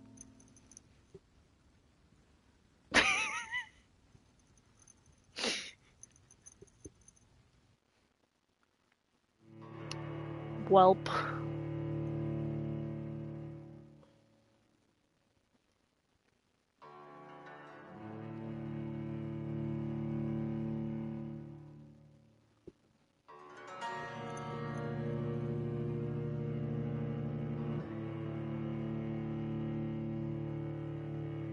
At least we kind of sort of have an idea of where Milton lost his wallet.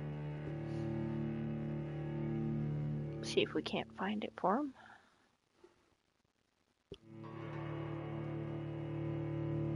When stuff loads in 10 years, you know. Perhaps I should have considered the offer from that Cadogan fellow. Alright. See if we can remember where that was. Pretty sure it was this way. Somewhere.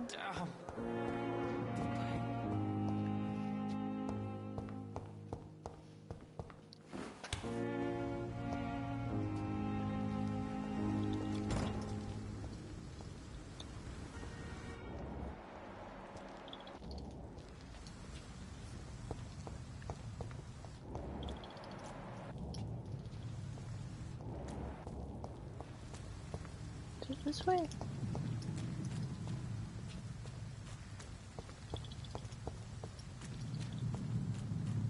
I think I went the wrong way.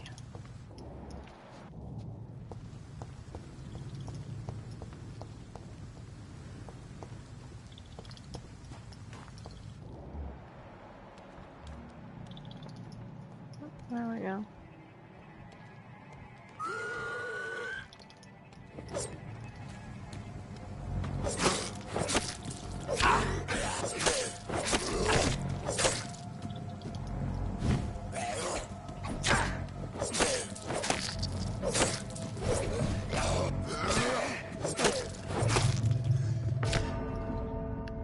What happened there? We died. That was good.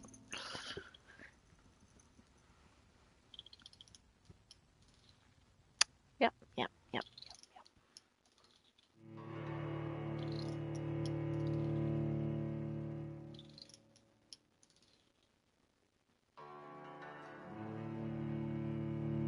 Doop dee doo. Loading, loading, loading.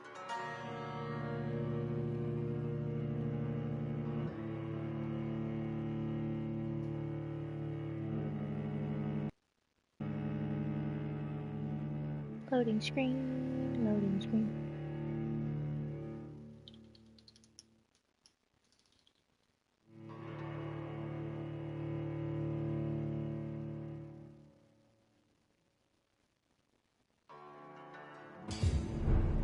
And I thought last summer's epidemic was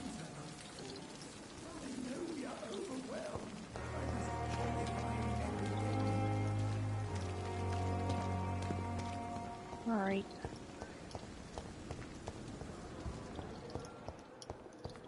I wonder what your last thought was.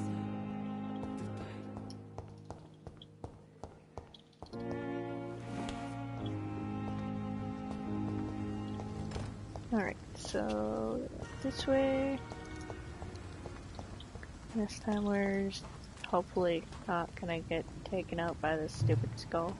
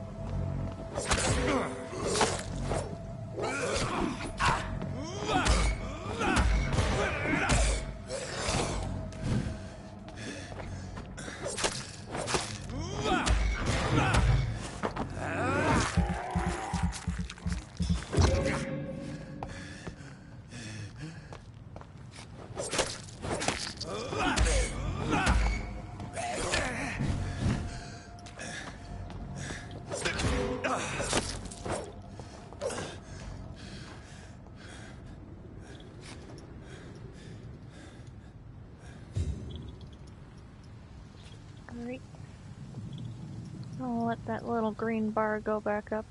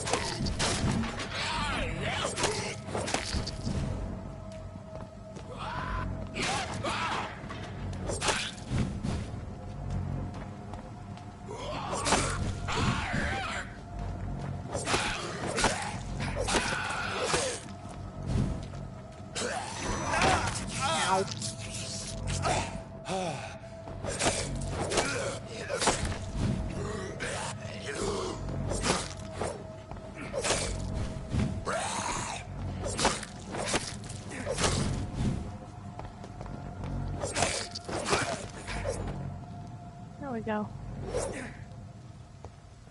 I'm gonna save my little blood bar.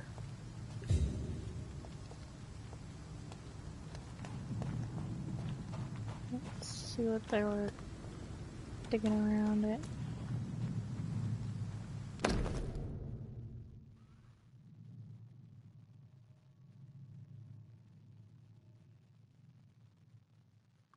Huh. So, Mr. Hooks and Nurse Hawkins are an item. Those two have hidden their affections well. Interesting.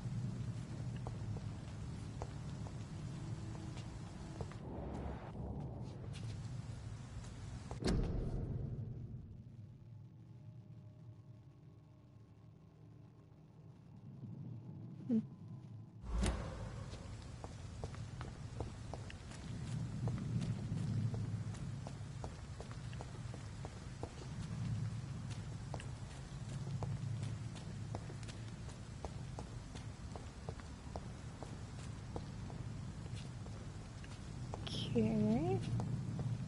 Oh.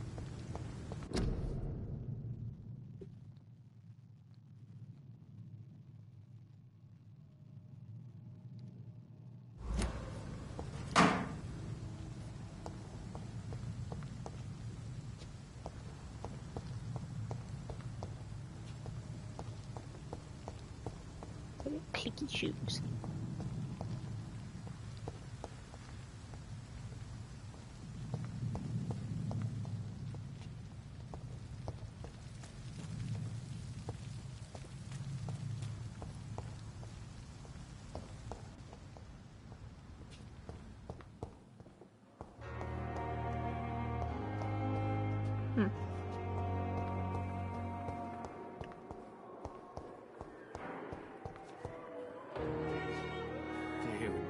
Good evening, Nurse Hawkins. Good evening, Dr. Reed.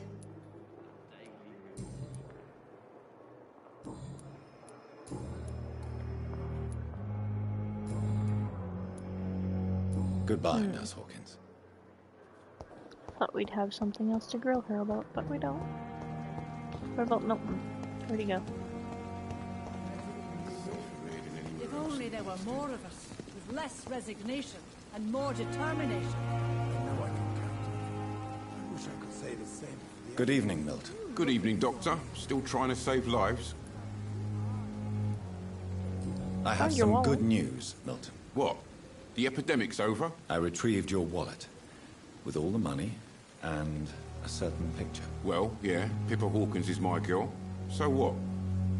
Is it the difference of skin colour that bothers you? Not at all, Milton. Good. Please, take this money anyway. To remind you to keep your mouth shut. Not everybody is as broad-minded as you, Dr. Reed.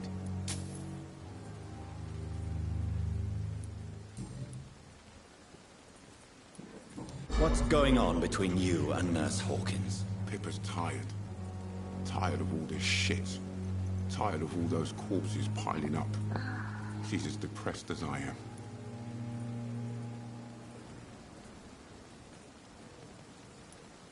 During the war, I witnessed a few couples just like you come together in difficult circumstances. It can be very damaging. Maybe you're right. But we support each other. And that's all that matters. You do realize you could both get fired. Hospital staff are not meant to have intimate relationships with one another. Come on, Dr. Reed. Do you know how many rules are broken in this hospital every day just to keep it running? There's nothing wrong with what we're doing.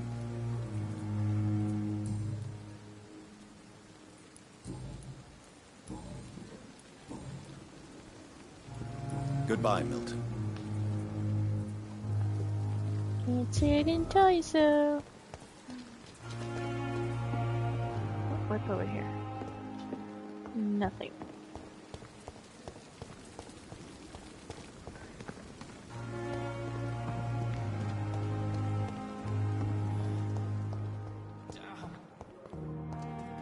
Hey, lady. Good evening, Do we Nurse grill you Hawkins. now? Good evening, Dr. Reed. Nope.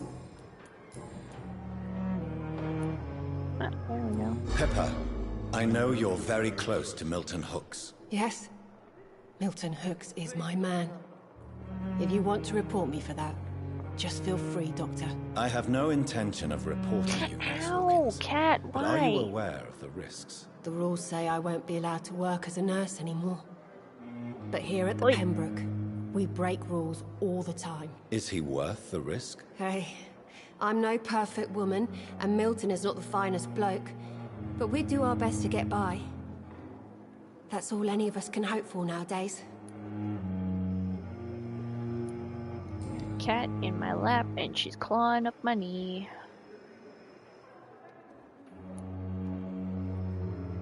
Goodbye, Nurse Hawkins. But the suffering continues. The daily routine.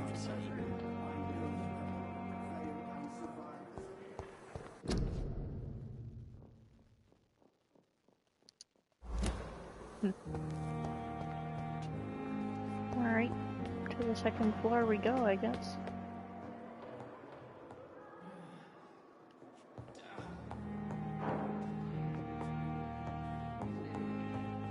Not now. Okay.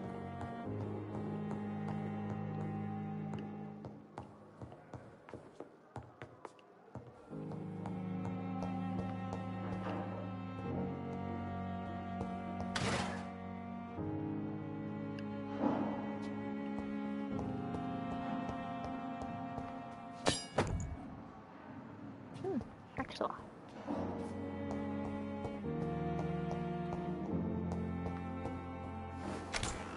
This must be the place. It's definitely away from prying eyes. Relegated to the shadows. A kingdom of my own. At least I won't be sleeping in a coffin.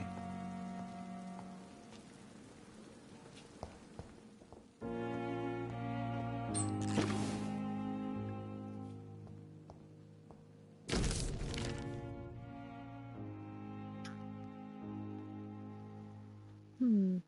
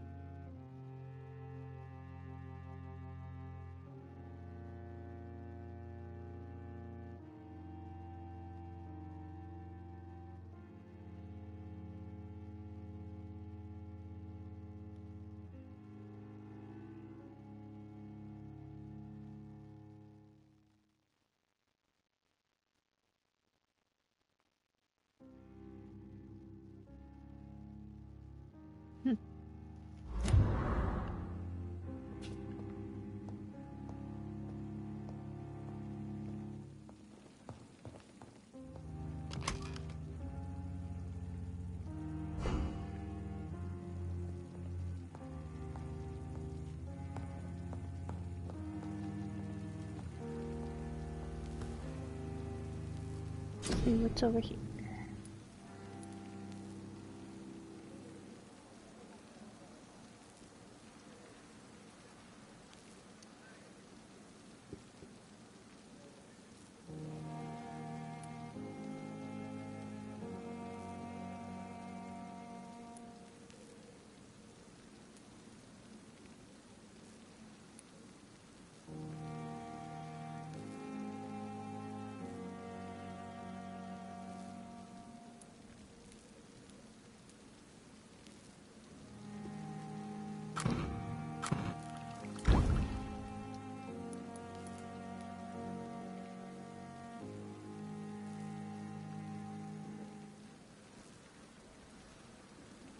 Interesting.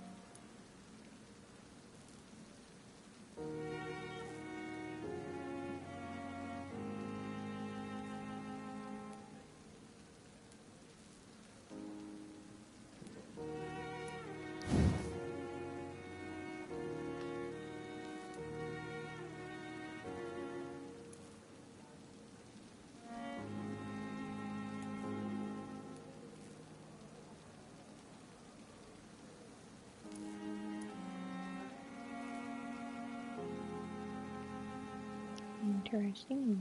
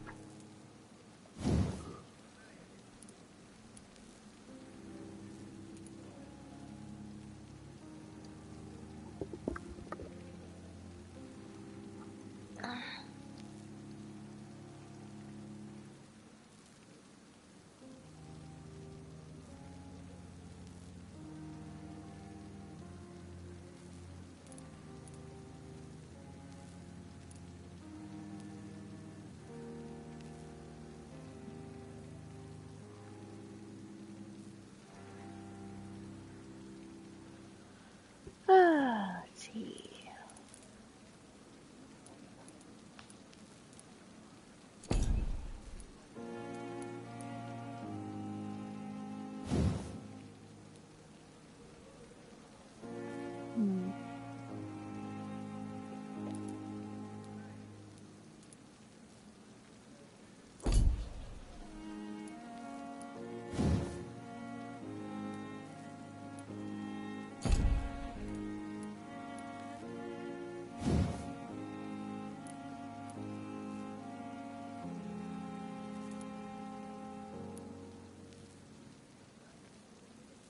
Oh, hey. It's interesting. Let's do this one. Can we do that one? Oh no, we're missing stuff. We need common handle part and a lead plate. One more lead plate than we have. And one more common handle part. Alright. What else is in here?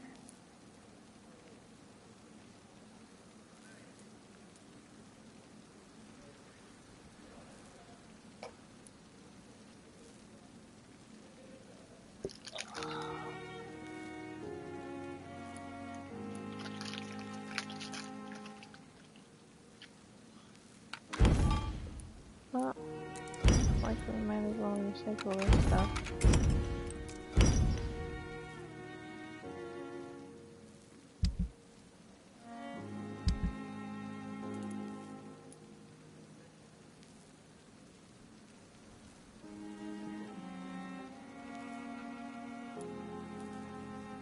William Bishop's blood is much more unstable than human blood and shows extensive mutation. But this is not what happened to me. I must keep on searching. The sun is about to rise. I can feel it. I'll continue tomorrow night. I have so much time now.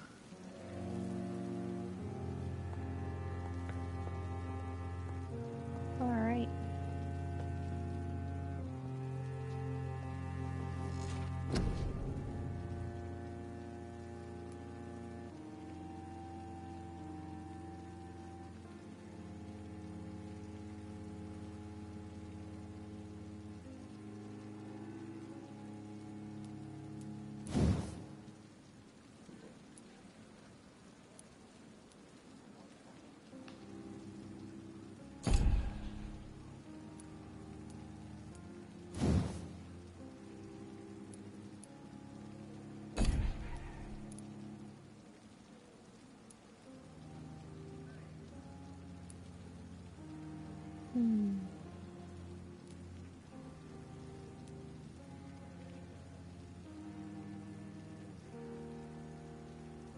I feel like that might be helpful.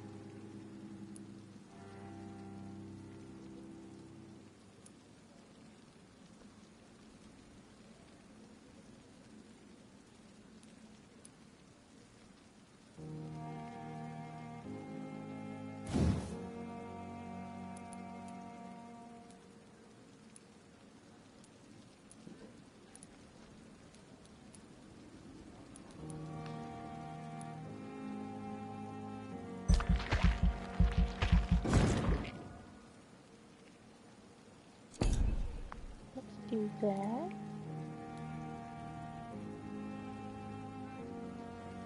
So we can do more fancy special stuff if we got that up there. Let's just do capacity. That's not okay. I feel like that's not a fun time either.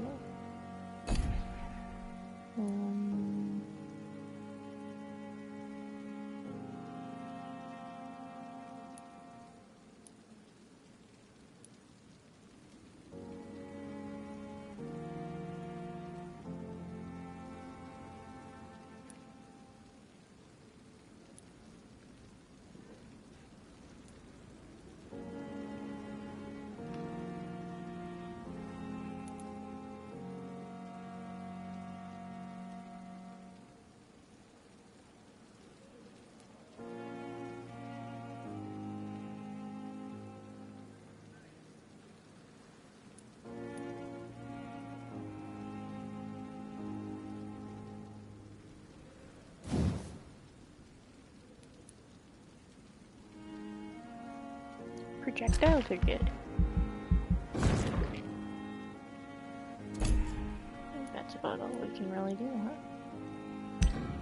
For now.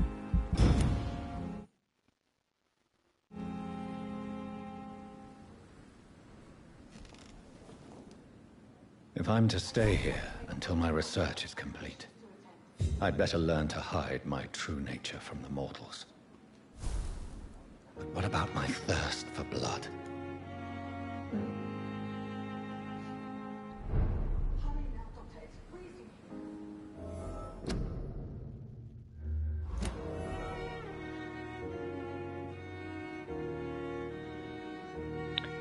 Alright, well, that's probably it for now. So, we'll play some more tomorrow.